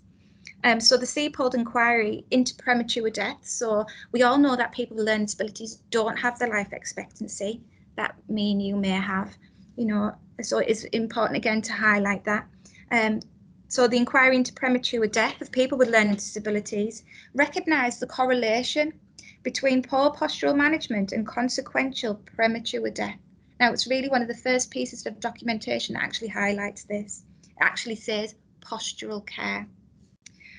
They recommended that people with postural care needs are considered to be high-risk groups for death from respiratory issues. So again, this links not only learning disability, people with learning disabilities, but also postural care and the consequences on respiratory issues. Okay. So as nurses, what can we do? We can do massive. We can make things change. We are change drivers. I think one of the most important things to say is that premature deaths are not always inevitable, but they are the majority are a result of poor health inequalities, and that associated with people with learning disabilities, but instead a consequence of exposure to known health detriments. Okay. So MenCap actually back this up really quite nicely within their death by indifference, where they identified that 74 deaths and counting are actually down to poor training, poor actually acknowledgement of what postural care is and how we can support somebody, and that they are preventable. It's all about training and making it mandatory, making it so that people know about poor postural care and how we can prevent this from happening. MenCap did propose that in all health professionals, including those who are qualified and non-qualified staff, should receive learning disability specific training on how to make reasonable adjustments, and this includes pillows, socks, towels, anything along those lines where we can make those reasonable adjustments to help support somebody. Okay. We also have, like what said previously, the Goldsmiths. They explain, you know, that it's vital that body symmetry is maintained to protect internal capacity. So again, it's something that we do need to be looking at and identifying that we need to be looking for symmetry. I think one of our biggest roles as well is advocation, isn't it? It's making sure that we advocate for our patients, our people, our service users, our clients. You know, we are their voice at times, and it's about making sure that we can do that. We can see that actually this person looks like they're uncomfortable. Is it because they've got poor posture? How can we support them? If we put their legs in alignment and we support them with pillows, does this person actually reduce their amount of crying? Is this pain, is their communication strategy because they're not able to communicate and they need us to speak up for them? So advocate as much as possible for our service users. I think something else as well is to identify, like I said, identifying the deterioration in symmetry. So we all can see that we need to try and keep our shoulders above our pelvis. Anything in between needs to be level. We don't want any kind of twists or contractures or anything of those kind of things developing. We want to kind of keep that box frame. Okay. And again, communicate not only with, you know, the professionals, communicate with the families and carers. I know that a lot of us will say that they are the experts, not us. You know, the health professionals are not their experts on their individual person that they care for. We do need to be listening to the parents and the carers and, you know, the paid carers. Everybody who has an involvement with somebody with postural needs to be listened to. We need that clear path of communication to make sure that everybody can get that involvement and get that communication and advocacy for the individual. Another thing is that we have is referrals. So what I always think, if you've got that gut feeling, we all have gut feelings, that you feel that somebody needs a referral, put that referral in. The worst they're going to do, once the referral goes into either physios, occupational therapists, wheelchair services, anything along those lines, the worst they're going to do is actually say, it's not as bad as you need, it can be maintained by doing this, this and this. You know, so if you've got that gut feeling, act on it. It's normally there for a reason. And strong leadership. Our NMC code is very, very illicit on making sure that we are producing strong leaders. Leaders don't need to be managers. We don't need to wait around for service managers to tell us what to do. Leaders are people that act as role models. That's the crux of it. If we have strong leadership within the roles of postural care, within the field of postural care, we can make change happen. So I've just got a small diagram here of actually what the NMC code says, and I've just put them around in a circle where I felt that these were most specific to our roles, to our code as nurses. So I've just got another quick thing to read here. So, you know, the NMC Code of Conduct 2018 states that it is essential for nurses to put their patients' interests first by ensuring that their care and safety is their main concern, while preserving dignity and ensuring their needs are recognised, addressed and responded to. When prioritising people, the nurse should ensure that all patients are treated with respect, their rights upheld, and any discriminatory behaviours and attitudes are challenged. The NMC requires all nurses to assess the needs of every patient as individuals before delivering or advising on treatment and giving help with the best evidence-based practice without delay. So this is basically underpinning what I was saying previously. If you see that there's a need, address the need, take action. Don't sit back and wait for that referral process to happen. Okay. I love that point, Rachel White. That is a fab point to make. We've got 120 proactive leaders here now. So what can you do? We can advocate. We're all taught throughout our nurse training to advocate. We sing, we shout, we do what we need to. We tap dance on the rooftops to make people listen, don't we? And we do that because we want to implement change. We want change to happen so that we're able to actually go forward and actually be productive in improving people's quality of lives. We've got to practice innovations. You know, don't just wait for somebody to hand it on a plate. Look for things that we can actually change and develop ourselves in practice. We don't need to be waiting around. We have creation of business cases. Now, this is something that's actually being developed a lot more now within pre-reg nursing.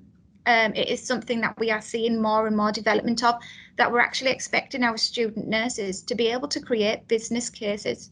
And it is something that we do need to be, you know, advocating and encouraging with all of our nurses. So it's not just a case of being able to create a business case for a macro, you know, organizational change, but actually it could be something quite macro. If you see an individual that you feel needs something or some support and you need to take it to panel for funding, you still need to be able to have that evidence base to be able to give that decent business case for that funding. So again, something that we need to develop as nurses is the creation of business cases. And obviously we've got our research. You know, research, I was never a research nurse. My research you know, background is actually purely around postural care. And that's because I have a passion for postural care. And that's what something I wanted to run and lead into. You know, so you don't have to be waiting for research nurses to be knocking on the door. Do it yourself. Go out there, ask questions. Research doesn't have to be about qualitative, quantitative, quasi-experimental. It can be literally doing questionnaires, can be asking somebody how they feel, how they, you know, how they experience postural care. And to share that knowledge as well, we need to be making sure that we can share that knowledge and disseminate that key information. We do have our stakeholders as well that we need to be very aware of. We have our service user and patient care client. You know, they are our central point. They are what we are working for, aren't we? We are working to give them the best quality of care possible. If they're able to verbalise, that's great. If they're non-verbal but can still, you know, make noises that you can understand whether they're positive, negative, body language, flinching if they're in pain, they are still stakeholders in this process. They are still able to tell us, actually, I'm not happy here. I need some support and some guidance, and I need this addressing. We've got managers, you know, quite often holding the purse strings. We need them to be able to understand this development in postural care and move it forward. We've got carers, informal carers, formal carers. They're again very vital to this role of changing and this drive. We've got occupational therapists, and we've also got physiotherapists. Sorry, Alistair, I missed physios off. But we do have, you know, we have an MDT there that are all part of this change. We have our service managers, so we have the people above managers. We have our senior leaders within organisations. They again need to be on board. You know, if it's a macro change that we are doing, you know, we can do it ourselves. If it's an organisational change, it will have to go through boards. It will have to be acknowledged, you know, and approved. But we do need to be starting from somewhere. We have all the staff that work in your area. I've worked in areas where our housekeeper's been fantastic at postural care and will notice somebody's not actually sitting in an appropriate position and will go and put a cushion in place to help support somebody's position. Anybody that works with anybody with a learning disability can help support postural care. It doesn't just have to be the clinical staff. We have fantastic people that work in our offices that will come up to us and say, actually, I don't think so-and-so is very comfortable. I can hear them. You know, can you go and see them? They again needed that postural care education to help support them and move them forward and actually be able to identify that things are happening. Yes, yeah, absolutely, CQCs, yeah. And then obviously we have you all that are all now here to learn and to encourage this change in our practice. So I've now got an example of some of the training that we've done. Now, this training actually isn't about giving them the underpinning knowledge. It's not about giving the staff a list of what legal frameworks they need to follow. It's more so about having a full staff team actually acknowledge some of the consequences of poor postural care and what they think they could do about that poor postural care. And it doesn't have to be, you know, a full fandangled sleep system. It can be something really quite simple. And this training, well, the snapshot training, we call it, is actually something that's been developed that you can actually take away and utilise and change what's appropriate for you. Like I say, it's not something that's really big, but it's about somebody experiencing what it's like to have a postural care issue and how it feels physically for somebody. Okay, so I'll just stop this one, and I'll just swap over to this one. So are you all able to see this? So like I say, this is something that you will be able to take away and utilize. The aim of it is that it's a snapshot. So it's a 15-minute exercise at the most, but hopefully it's something that your staff will remember rather than sitting at a computer, clicking the buttons, yes, no answers, or being, you know, told how to suck eggs sometimes and switching off. It's actually a physical exercise for you to be able to do. Okay. So what I'll do as I'm going through it, I'll discuss some of the issues or some of the things that I actually do as well with my snapshot training. So first of all, I would ask the participants, what do you know about postural care and management? So does anybody, if you want to just pop it into the chat, that would be great. What was your initial knowledge of postural care and management?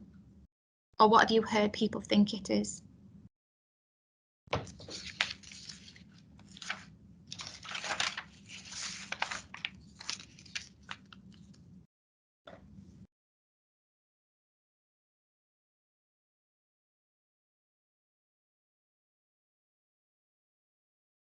Oh, we're all quiet in the room. So a lot of the answers I've had are all about protecting body shape, which is absolutely perfect. That's what we want to hear. I've actually come across people that when you ask them about what is postural care and what's postural training, they'll actually say it's about protecting the staff's back. What we need to reiterate is, yes, we need to protect you, but that's under the health and safety side of things. Actually, when we're talking about postural care, we're talking about the patient, the service user, the client. Okay. We need to be looking for body symmetry, and we also need to be aiming to improve or maintain the current body's functionality. So I'll just put these on. So again, this is something that you can take away and utilize in practice.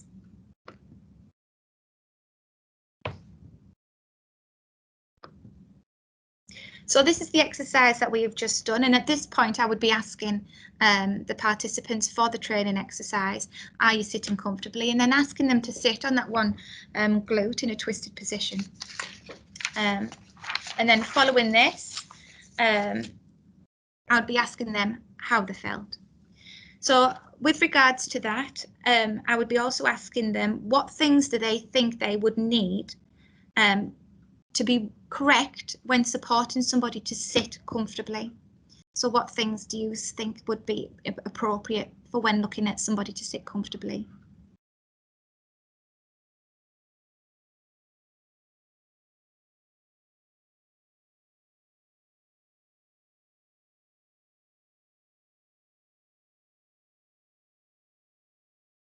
Oh, you've all gone quiet. So we'll be looking to make sure that we've got the appropriate right height of chair. So quite often we'll have people's legs dangling out of a chair, or they might be actually sat so far back in the chair that the legs are creating pressure on the back of the knees, you know, and that can cause problems with circulation. So we do need to make sure that we've got the correct height of chair, not only the correct height, but also the correct depth. So making sure that the femur's being well supported so that we're not getting any pressure within the pelvis region pushing forward. We also need to make sure it's the right width. We've all seen, haven't we, in hospitals, these little tiny grannies that are all sat and they're leaning over onto their armrest for support. Most of us will do that naturally. If we are feeling not supported, we will look for reassurance and we will find that support. So this is the thing, we need to make sure that the right width is correct as well. So we have people that might sit in a chair that's too big and too wide. Pop pillows down the side, make sure that they've got that support there, make sure that they've got that reassurance. Like what Rachel had said earlier, you know, people will look for reassurance, so they'll turn the head to find that reassurance on the pillows and the cushions if they're laid. And, you know, does the person actually need armrests? Do they need that support? Quite a lot of our people will need the support because of the low muscle tone. So it's making sure that we've got the right width with an appropriate armrest at the right height. We don't want armrests too high because then we'll get hunched concave chests. But we don't want it too low where they're having to lean over and distort the body shape. Okay. So again, it's an advocation for the use of pillows, making sure that we use them to appropriately support somebody, and making sure that if the chair is too big, you know, making sure that we're able to use that to support them.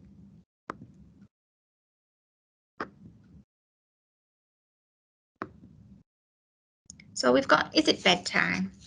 So the reason why I've chose this issue, so we've got sitting, pardon me, sleeping and rest, and then we will go on to eating and drinking as well. So they're all things that we do on a daily basis, aren't they? The positions that we hold on a daily basis. So what things do we look for in bedtime? You know, we look for positions, don't we? We look for, most people think symmetry, we need to look for symmetry, but how many of you actually lay in a symmetrical position? Not many, I doubt at all. We all do twist and turn, we fidget, we move. You know, we get ourselves comfortable in a position, don't we? And then subconsciously, whilst we're asleep, we reposition to get ourselves again in a more comfortable position. Now, if we're in a position that we're not able to maintain and it's causing us distress and discomfort, we're actually able to move. Where if we've got somebody who isn't physically able to move themselves, they are actually stuck in that position. And it's about how we can support that.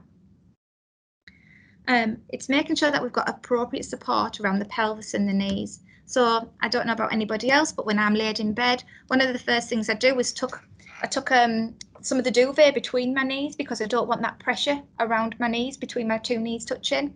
Again, are our folks able to do that? Are they able to actually manipulate their own environment to be able to make themselves comfortable? We need to make sure that our hips are supported as well, making sure that we are trying to keep that balance of the hip, making sure that our flashlights on our hips are facing in the same direction. Okay, and it's making sure that we've just got the appropriate support. One thing I would just mention here as well is going back to disseminating information. I had a patient previously who actually was in a general hospital, and the general hospital had never seen a sleep system before. And she was actually, the brackets of the L shape, they actually didn't know, the parents had took it in good purposes to, you know, maintain this lady's postural care, but the staff didn't ask, didn't know where it was just given this equipment. And I walked in to find this lady actually laid on top of the brackets, not supported in the brackets. So that actually exposed to a great risk. So again, disseminate that information, make sure people know what the equipment's for if you're talking to MDT. Okay.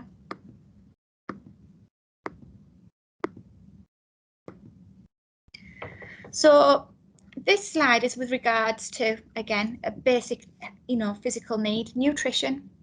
So what I'd like you all to do now is take a sip of your water, and I would like you just to dip your chin onto your chest.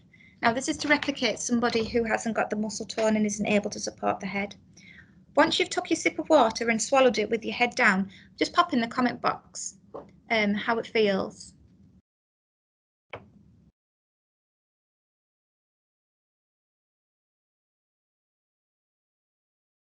Or were you able to swallow?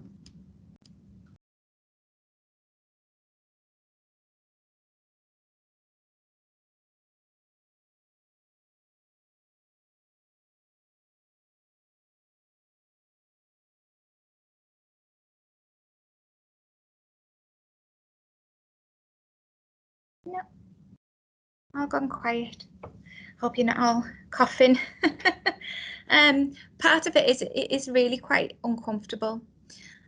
So this is again an exercise that I do with you know, the students that come to Teesside, and with them previous training that I've done. You know, I've tried to pop, you know, that person into the shoes of somebody with postural care needs. You know, if somebody's head's dipped, it's really quite difficult to swallow. You know, and there we're at risk of aspiration, we're at risk of pneumonia. You know, these are the things that we need to be considering when we're feeding somebody. So it's making sure that we've got somebody's head in alignment. You know, we're trying to get that symmetry of that headline as well, trying to keep that mid headline. So if you also take a sip if you can, and turn your head either to the side or lift your head, you will also feel that same stimuli. It's discomfort. So things that we need to be considering here, are sitting in front of the people that you're feeding or supporting with a drink. You know, don't sit to the side, because quite often you'll see people sat side by side at the dinner table. First thing you're going to do is twist. The second thing that they're going to do is twist. Now, if you think you've just had a very fluid drink of water, now think of having something more solid and trying to swallow it with a distorted headline. It is really quite uncomfortable.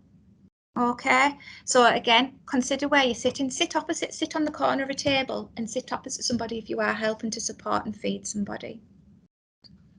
And making sure your eye height. So if you're tilting your head back when you're taking a drink and feeling that discomfort, that's actually representing somebody being stood while feeding somebody or giving somebody a drink. It's quite difficult, isn't it? It's quite painful. And again, we need to promote the central line. We need to be keeping everything central as much as possible.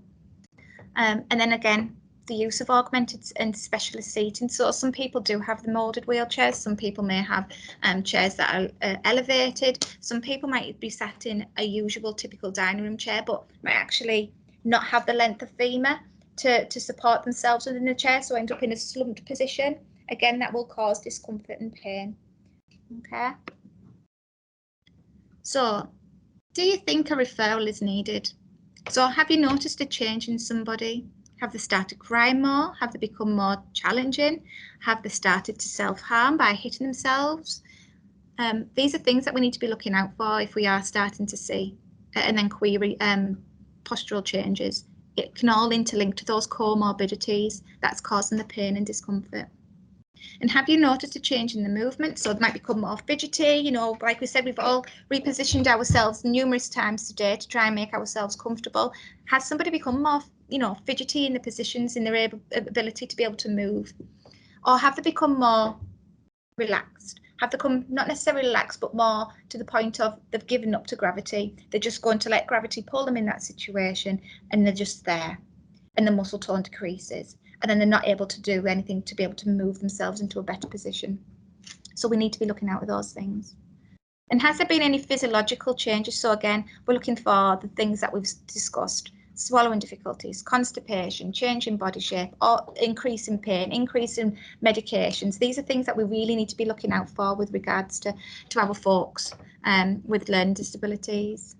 And like I said earlier, if you're in doubt and you've got that gut feeling, put that referral in. It's one of the most important things that we need to be doing as nurses, and trust our gut instincts. If it's there, there's a, you know, subconscious little voice in your head that's saying something needs to be done. Okay. And does anybody have any questions following that? Sorry, it was a very whistle-stop tour of the snapshot. But does anybody have any questions, or will it be? I think we were addressing questions later, aren't we? Yeah, thanks, Leanne. I think we're going to do questions at the end, but if anybody's got questions, putting them in the chat would be absolutely fabulous. That again was just wonderful. I was riveted. And what I particularly like about your approach, which you've all got, but it's just the practical approach. So you said, if you see it, do it. And it's so simple. People get overwhelmed, don't they, and think, God, I've got to put this referral in, that'll take 6 months. But actually you're advocating for actually, if something needs doing, if you think you can do it, or talk to someone who can do it.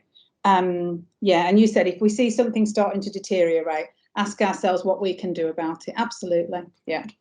So that's wonderful, thank you. So what we're going to do now, we're going to have, let me just check the time. Yeah, we're going to have a comfort break for 15 minutes. And I've realised that I was so excited at the beginning of this learning event that I don't think I told you the rundown, so I'm so sorry about that. But so we're going to have a 15-minute comfort break. Then I'm going to chair a bit of a discussion where we're going to put your mics on, and we'd really like to know from you. So if you could think over the comfort break about this question, that would be great. We'd like to know from you, what do you need in your role to make good postural care happen? Yeah. So what do you need in your role to make good postural care happen? And then that's going to be for about 15 minutes. And then at 12:35, we're going to have a panel with Rachel, Alistair and Leanne and myself, where you can, you've already raised some questions, but where that panel will discuss those questions. Hi, everyone. Yeah, it's 12:15, so we're back now. So the question we wanted you to think about was, what, in your role as a learning disability nurse, what do you think, what do you need, sorry, in your role to make good postural care happen? So if people put their hands up if they want to speak, I hope some of you want to speak, because it's quite disconcerting, you know, looking at a screen and not seeing anyone. It's like, oh, it's really odd. We will then unmute you, or we may have already unmuted people. I'm not quite sure. So any hands going up? Can I see any hands? Oh yeah, Louise, fabulous. So if we could unmute Louise's mic, that would be great.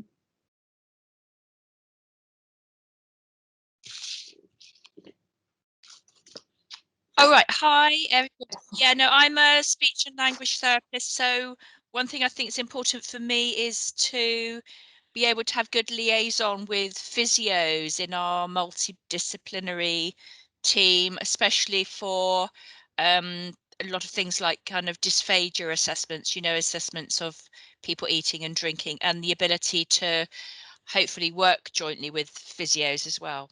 Yeah, that's wonderful. Does that happen, Louise? Yeah, less so during COVID. Right. But yeah, I'm certainly able to do liaison before and after, not necessarily with, but that's kind of much more COVID specific. And have you seen in the past postural care forms quite a part of your role as a speech and language therapist? Yeah, I mean, if I'm doing an eating and drinking assessment, I might go in and I can see that obviously somebody's posture is not good at all, and so that's not my area of specialism. Yeah. So I will want to bring in the physios or talk to the physio. So it might be, you know, either they may already be working with somebody, or I might be making onward referrals to bring physio in.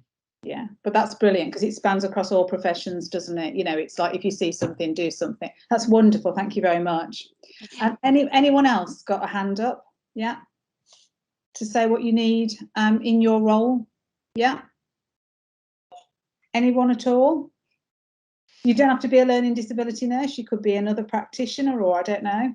I don't know, Andrea. I might pick on you because you train loads of nurses, don't you? Are you still there, Andrea? Just saying, if Andrea wants to speak up, if she could put her hand up. Also, I think there is a comment in the chat. Okay. Is it Sean Midwinter first? Sorry, Andrea. I think Sean's come on now. Is that right? Can you see that individual text chat, Jane? If you can see the text chat, I think Teresa comment. Oh, Teresa. Okay. Yeah. Teresa, do you want to just leave that in chat, or do you want to speak? We're all testing my technical abilities now. I can talk a lot, but I'm like, oh my God. And we have Andrea has now got ability to speak as well. Okay, we'll go to Andrea then. Hi, it's so lovely to meet everyone and see everyone. So we were in a very, very fortunate situation, and one of the things here that we need is champions. Now, as a student nurse, I was very lucky to work with Liz Goldsmith. So all those years ago, Liz and I happened to be working in the same hospital, and when I qualified and then became a community nurse, Liz and I were working in the same team. So as a nurse, going back to the 80s and 90s, postural care was very much on my radar.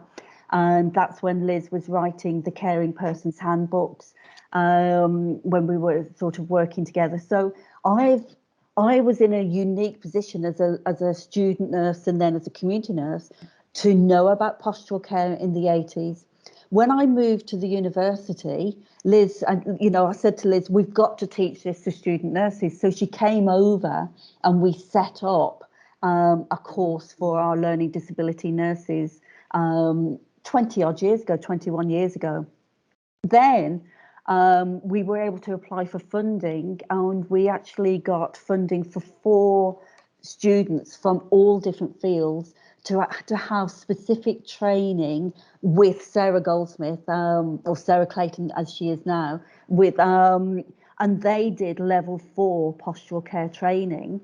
And the idea was that because we were giving them extra training as part of their nursing curriculum, they then set up optional sessions for our students.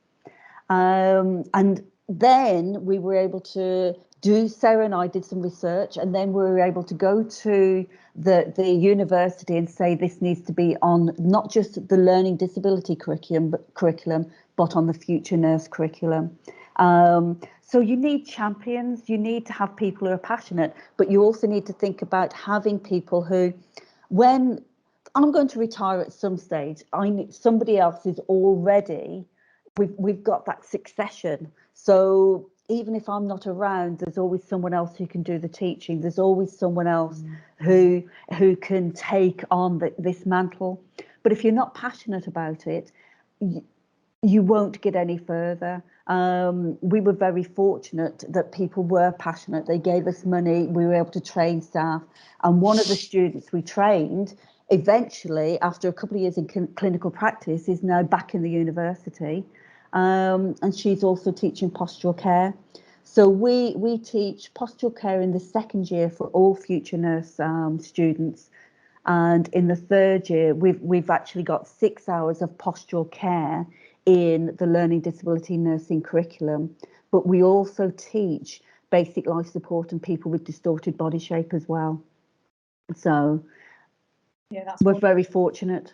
Yeah, and I can see coming through in the chat, there's lots of people, there's Charlene and Teresa Ginn, who are saying that, yeah, there's more training needed. And as I said earlier, I'm quite astounded, actually, that there isn't training until, or there hadn't used to be, and there still isn't, is there, Andrea, in some institutions? But if anyone, like, I'm talking to someone next week, I picked up in the Learning Disability Forum on Facebook that some people were interested in basic life support and people with distorted body shape.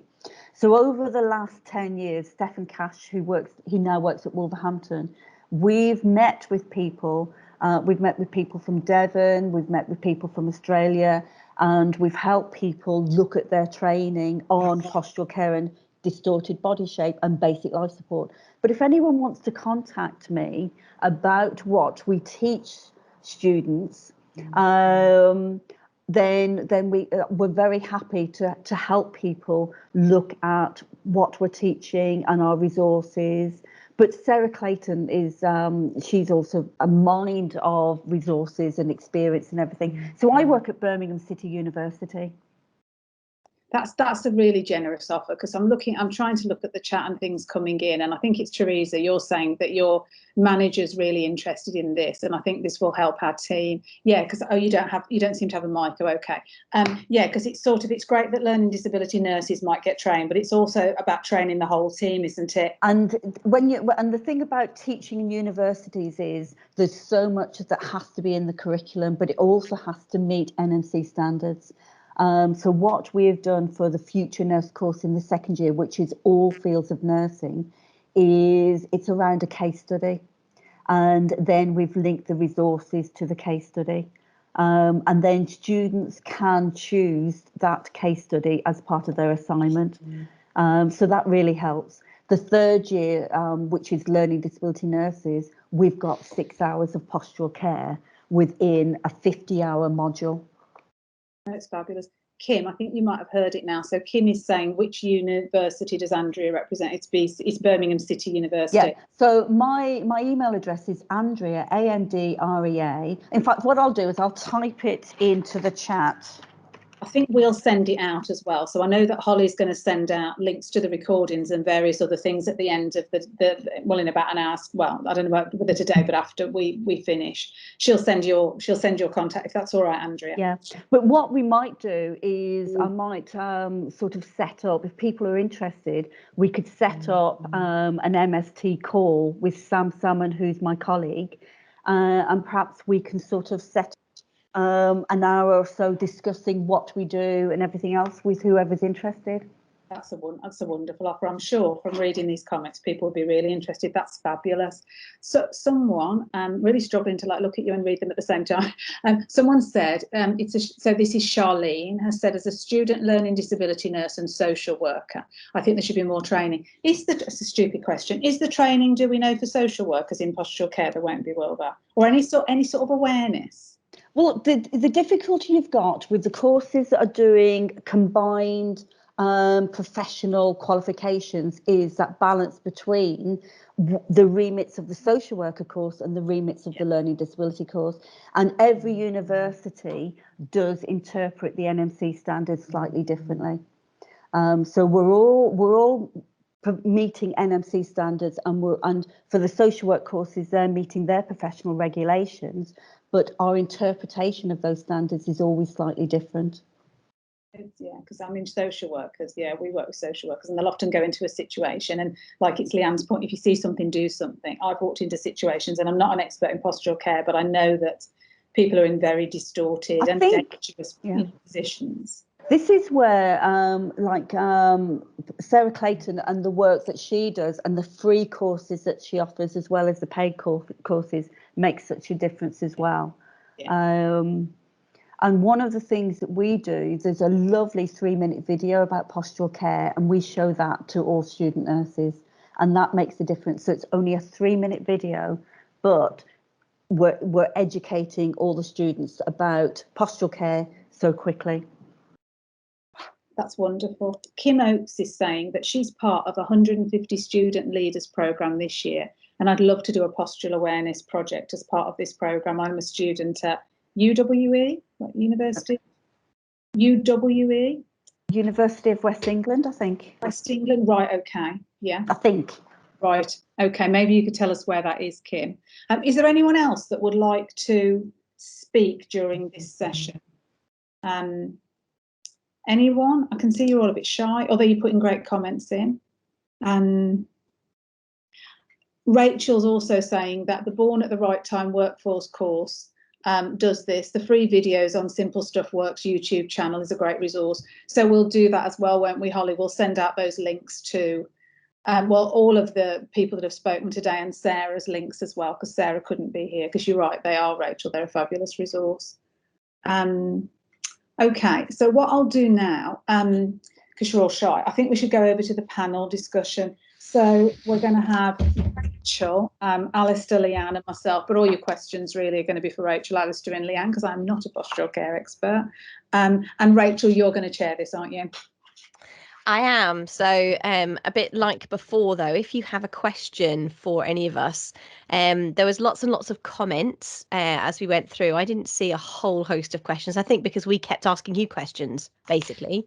We didn't let you sit down for very long in a true postural care fashion. We made sure we kept you moving and doing, thinking about things. So instead of me rambling on, is there anything anybody particularly wants to say? Put your hand up and pose a question, whether it's regarding some of the things that I said, whether it's some of the information that Alistair or Leanne gave. If not, I might start asking some questions that I'm curious about. The one thing I wanted to say about when someone was, when I was speaking and I said about out the posture positive report, there was a highlighted a level of need for standards, collaboration and coordination. Do any of you have any bright ideas as to what that like these lovely jargon rhetoric words are fantastic and helpful up until the point that we then need to make it into reality? So does anybody have any bright ideas as to things that you're doing or things that you've seen that might be making that happen?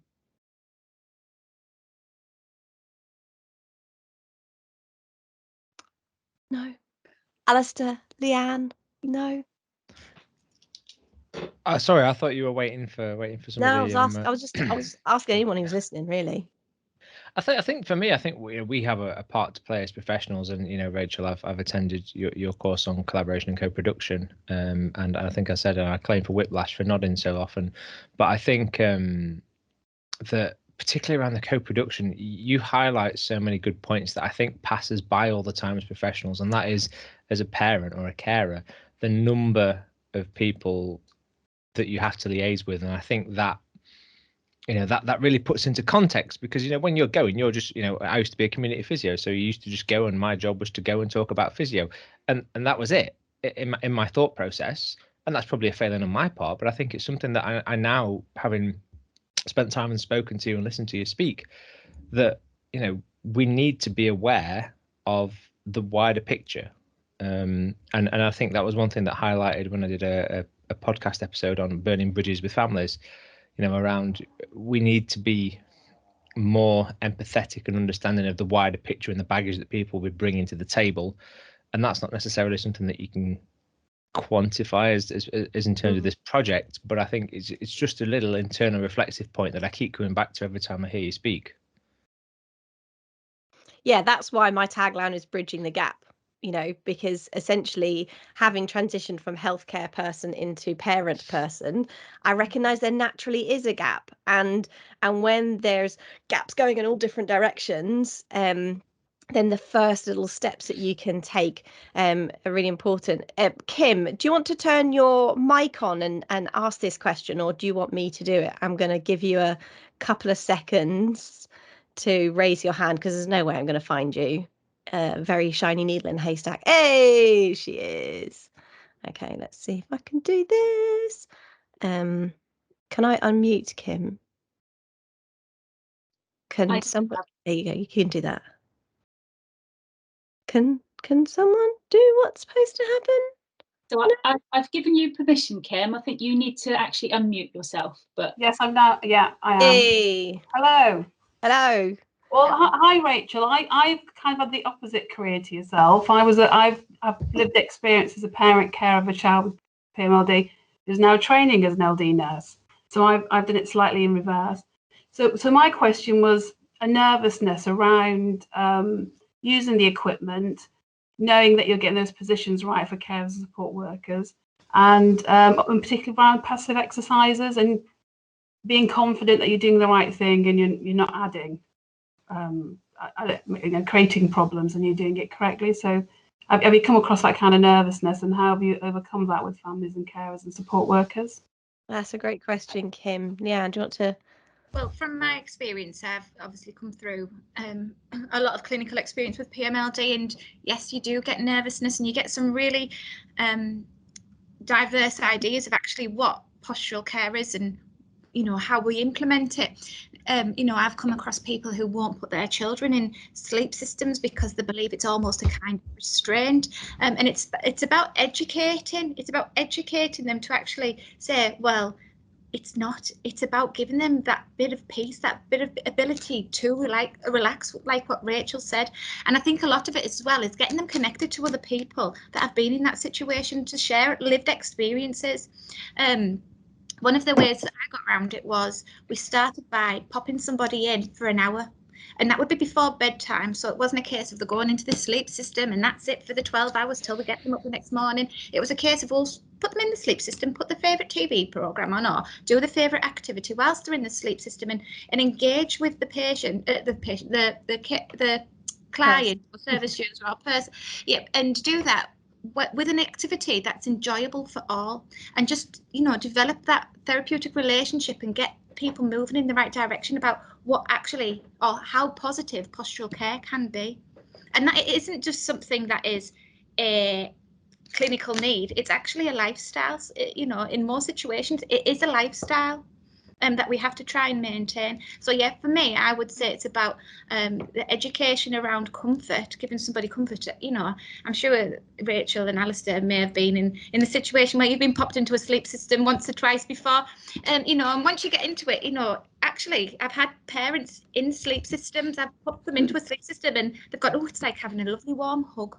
You know, and it's about educating, get them to live that experience of what they're expecting their person to, or their child to have. Yeah, Alistair, do you have any insight as to when you went from being, because I bet did you ever start off as that person who was kind of like going, ooh, I can't quite move their body? I see it in the carers that we get for Sam when they first come in and they're like, and then they see us like flinging him around and sort of doing all sorts of things. What do you think changes from that sort of tentative to recognizing that people need your confidence kind of thing? I think for me it's an understanding. I alluded to the fact that society has an issue with with posture and what good posture is, and hopefully we've put that to bed today. But there's also an issue with the fact that we feel that the body is inevitably fragile somehow, and we see people who've got PMLD the majority, but not exclusively, of whom are quite thin because they may be, they may have tonal issues that mean that they're burning through calories like an absolute train. And that means that we see, lots of people who look skin and bone. But if you've ever been whacked by somebody with athetoid CP who has a startle reflex, you will know that people are not fragile. So I think taking 1 or 2 for the team over the years, plus with the fact that thankfully my undergraduate training was good to understand the robustness of the human body, has meant that with my working experience has meant that I think I am the arbiter of dispenser of passive exercises. So I've had to work with people to particularly carers and parents to say that the body isn't somehow going to magically break. Having said that, spontaneous osteoporotic fractures do occur. I should clarify this. I'm glad it's going on record. But in the main, that people are strong and robust. One thing I would say is, just to reiterate, we talk about passive exercises, and don't go telling physios this, but postural care is more important than passive exercises, because like Rachel said, gravity doesn't take a break. 1 hour physio a day is good and has its place as an adjunct, but the evidence says that doesn't increase passive joint and muscle length. Okay, it may help and it is used as an adjunct, but postural management is the most important thing. Okay, I'll probably go down in flames with the physio world for saying that, but that's the evidence. And it's recorded, Alistair. Because there's another 23 hours in the day, and who Bingo. actually gets 1 hour worth of physio? Like, there's no one in this country that's getting that funded. Even from people. One of the things that I say to carers when we're first doing stuff is literally, if you very tentatively if you get somebody to like tentatively touch you and slightly move you, whatever, it actually makes you feel more unsafe. So if you get somebody to actually just hold you properly and move you carefully, then it's very easy to see the difference that those things, that change in sort of caution can actually feed negatively, when it's well intentionally trying to be so much more positive. We've got a question from Sam in the chat. Said, I know play specialists are great with pediatrics. I wonder if there'd be useful use in elderly too. I think any that was covered in quite a few of our talks. I think this has to be from multidisciplinary. We have to have everybody bringing in different specialities. As soon as we try and restrict that. Sorry, Sam, I don't know if you wanted to ask that question. We've got a couple. If there's anything more to say. I just wanted to add on that, Rachel. Just the old saying about we don't grow old because we don't stop playing because we grow old. We grow old because we stop playing. So I think fun needs to be part of everybody's life, and having something that's meaningful for that individual is of vital importance. So in my opinion, if a play specialist and somebody who engages in play, crack on. Yeah, absolutely. Nicola Derry, would you like to ask your question? Yeah, can you hear me? Yeah. Yeah, so I'm a physiotherapist, and regarding the passive movements, I always think that it's kind of better to have encourage people to just incorporate passive movements just into function, so it's functional stuff and like active support, so they're participating in everyday activities. I work with adults, and like in care homes, they will just be plonked in front of a TV, but to me they should be engaging in like that everyday activity. So go in and in the kitchen and just using, and that's kind of passive movements kind of incorporated into function. And we've had I suppose we get quite a few children transition to our service, and I'll kind of go and do a home visit, and they've all got their seat systems and bags in the corner which they've just never used. And I think that's kind of just maybe the training aspect, but I think a lot of the seat systems are just, there is so much kind of equipment, and when they are adults, I'm tending to start to use just pillows and cushions just less, and that's so that if you've got one carer, one person that's got to do that moving and handling all day long, they can just put a V-pillow between just under their knees, and just basic things so that they feel that they're doing something. It's not just this, a really complicated seat system which is just hard to use. I think, and Leanne, yeah, that was that. Well, they've all been fantastic presentations. I think, you know, when you see something, my only suppose reservation is if you saw someone legs windswept to the side, and I think, oh, I want to just put something in to correct that. You need to make sure it's kind of not fixed and that you're not going to twist the pelvis. So it's just making sure that you're thinking, oh, you know, they're trying to do the best when actually we might want to just get a physio involved. And the other thing, I think, someone I think mentioned it in the chat, that training for GPs would be just brilliant, because they see their people who've got constipation, they've got the chest infections, and they just prescribe the kind of, you know, the antibiotics, the medication for the bowels. But yeah, I'm not sure that what their knowledge about posture care. And yeah, a question. Yeah, so yeah, when you do sleep systems, how often would you review a sleep system? Because kind of in our trust, we're kind of encouraged to discharge people and wait for them to come back. Yeah, I think that's typically what happens, isn't it? And we would, when I've just come out of practice, it would have been if somebody has more profound needs and has postural issues, they're probably going to be kept on the physio's radar for a little bit longer. So they would actually be underneath the physio for longevity. They wouldn't be necessarily just discharged once they had the equipment, because they would obviously have other needs as well. So, you know, it might be the fact that they need the physios for the sleep systems, and the occupational therapists are heavily involved as well. With regard to that within the trust that I've previously worked, and they would constantly be involved. They're very rarely discharged, and it tends to be you know, a review. I think is it once every 6 months? I know there's a couple of people from the trust that I've worked in previously. I think they would do a review once every 6 months, or within the care plans at least there would be a monthly review. And if somebody had a concern that something was deteriorating, something was changing, then an instant referral would go straight in again. It wouldn't be waiting a full year, or waiting for a subsequent I don't know what it's called now. Evaluation. That's the one. Reassessment. You know, it would be a case of every month the care plans would be reviewed, and then from there it would be a referral in straight away. Sorry, go on. No, I was just going to say that I, if I'm honest, I think it's a complete postcode lottery in terms of what you get. Yeah. I know from physio forums that there are some people who are holding anybody with the sleep system on their caseload, and they've got like 700 people on there, which the manager's breathing down their neck about, but it means that they can go back straight out to people when there's an issue, rather than having to go back through the referral process. However, I also know of places where they're under absolute pressure. I know places where physios have left, and, you know, people are positions are not being backfilled, which is a separate kettle of fish, but it's one of which we all need to be aware, because, you know, then it goes on to somebody else, and then that expertise is lost.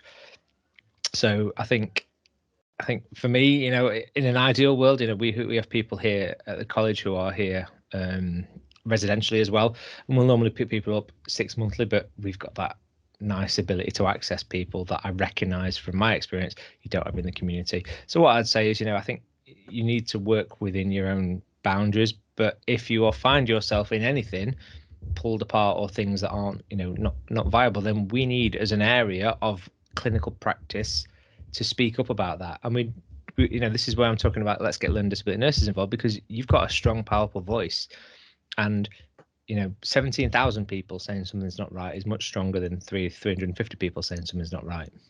You know, there is power in this even in this talk. Yeah, that's great. I think, Nicola, that the exactly what Alice is just saying, it's like the number of people, and if you have if everybody in that workforce, those 80 people that are communicating about my son, if all of them had like that basic training, that workforce training in postural care, then if they got to the point where 6 of them are saying something's not right here, then that's going to happen faster than waiting for that annual review for the person who is the specialist and knows.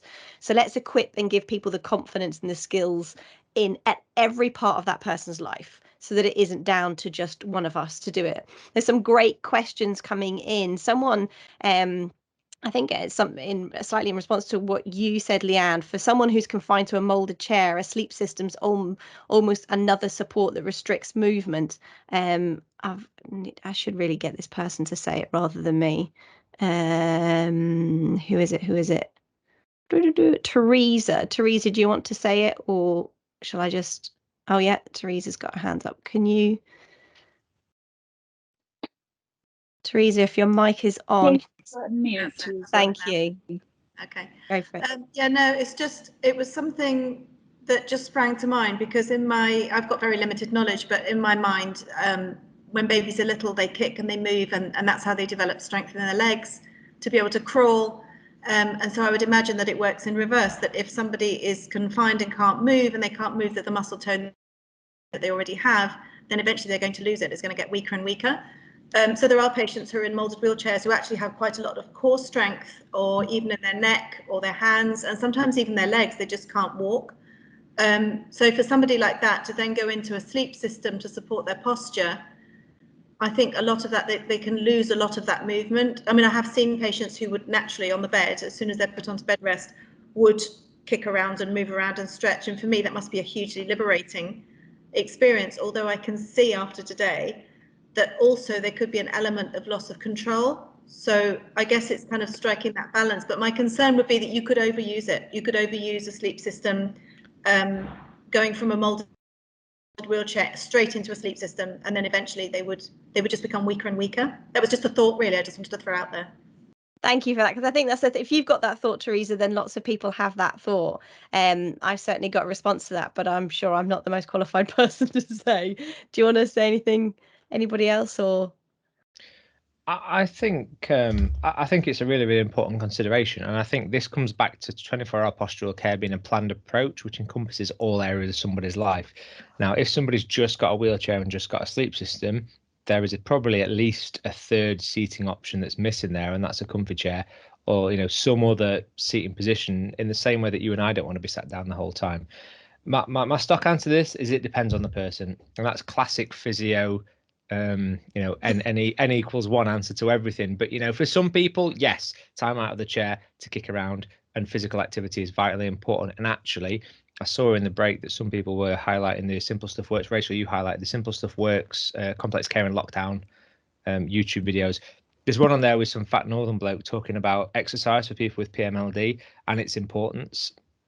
And that comes back to, I think, if you're just going from chair to sleep system, something's wrong within that sort of scenario, and it needs to be that physical activity, functional activity. You can have washing, dressing, personal care, feeding, all those sorts of movements where, as was alluded to earlier, if physical activity is planned into that to make it functional, that person will have the capability to build those abilities. Also, what I would say is a lot of the people I see who do need sleep systems and have the ability to move will move regardless. For a lot of them, it's a neurological response. For some people, it's an expressive response as well, but they will do that. And the sleep systems aren't so confining and structured and harsh that they don't allow somebody to move. A lot of them, if you see them, are cushions, bracket supports, and they're not held in they're not drilled to the bed. If somebody wants to, and a lot of people I see do, they will kick them off, and that's absolutely fine, because that's that person expressing themselves. Yeah, I would echo that. I think the thing is, Teresa, we've got to decide whether the person's in a position for a short period of time and they're stretching and they're moving and their things, or whether they're going into a sleeping state where their movement will be limited. Now, it's not going to be necessarily like stopped, like they don't just, but there is limited. And then the issue is that they get into a position that they become comfortable in with their limited movement, and then they don't. Then Alistair talks about going into those other places to enjoy life. So if it's going to take a lot of transitioning to go from their curled up ball that they're comfortable with, that they move around into a seated position in a chair, then that's become problematic. So that's when we need support, when they're going to be in that position for a long time. But the question isn't about whether they should be held at night. The question is whether they should be given the opportunities to move during the day. because that's where we all move. That's where we're moving our muscles. And the evidence is also, the research out there is, there's some stuff done by Yoda Clerk and various people, that actually it is those tense muscles that are contracted. If you put somebody in a position where they are relaxed and in supported, actually the muscles don't shorten and don't tighten to the same extent. It's actually people who are not being supported, that are moving but limited and don't know where the world is and don't know where they are, that gets themselves into a position. And I would disagree with Leanne in that I think sleep systems are restrictive, but I put my son in a seatbelt in the car because I'm protecting him from harm. And the reason I put my son in a sleep system is because I'm protecting him from harm, because I've seen the implications of it, and we make those risk judgments every single day. Whether it's 70 miles an hour down a motorway or 15 years not being able to move in bed, I'm going to protect him as best I can. And I'm not saying I've done it right. He had bilateral hip reconstruction 3 years ago. He's developing a scoliosis at the minute, despite all of our really, really hard work. It's not easy, and there is no single right answer. Lots more questions have come through. So stuff about the MD multidisciplinary teams around postural care. I'm very conscious we've only got a few minutes left.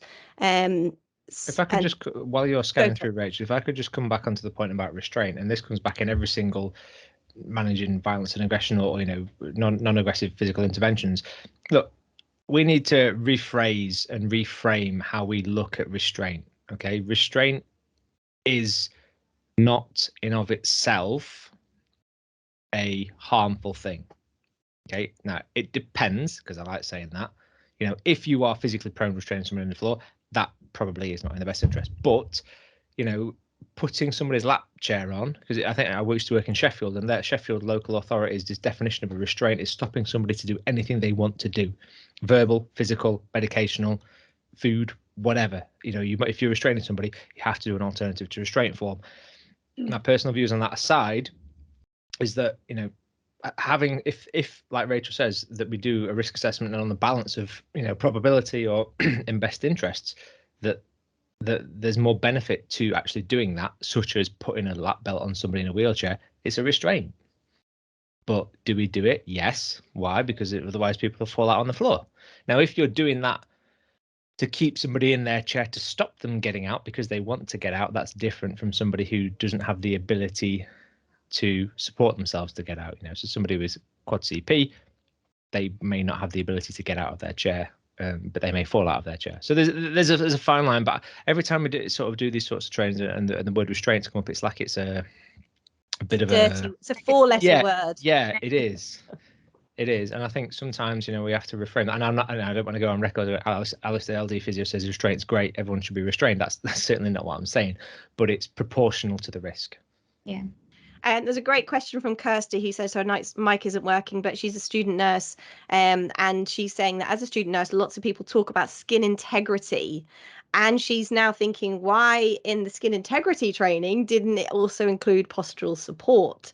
If skin integrity plan is not adhered to, be led to safeguarding issue. And hey, presto, in this situation as well, we get to safeguarding issues when postural care isn't followed. And I think that's absolutely nail on the head, Kirsty. I think there is a collective responsibility. This isn't down to the parents. This isn't down to a person. We have to collectively recognise that there are lots of issues that contribute to postural care deteriorating to the point that there is real serious need.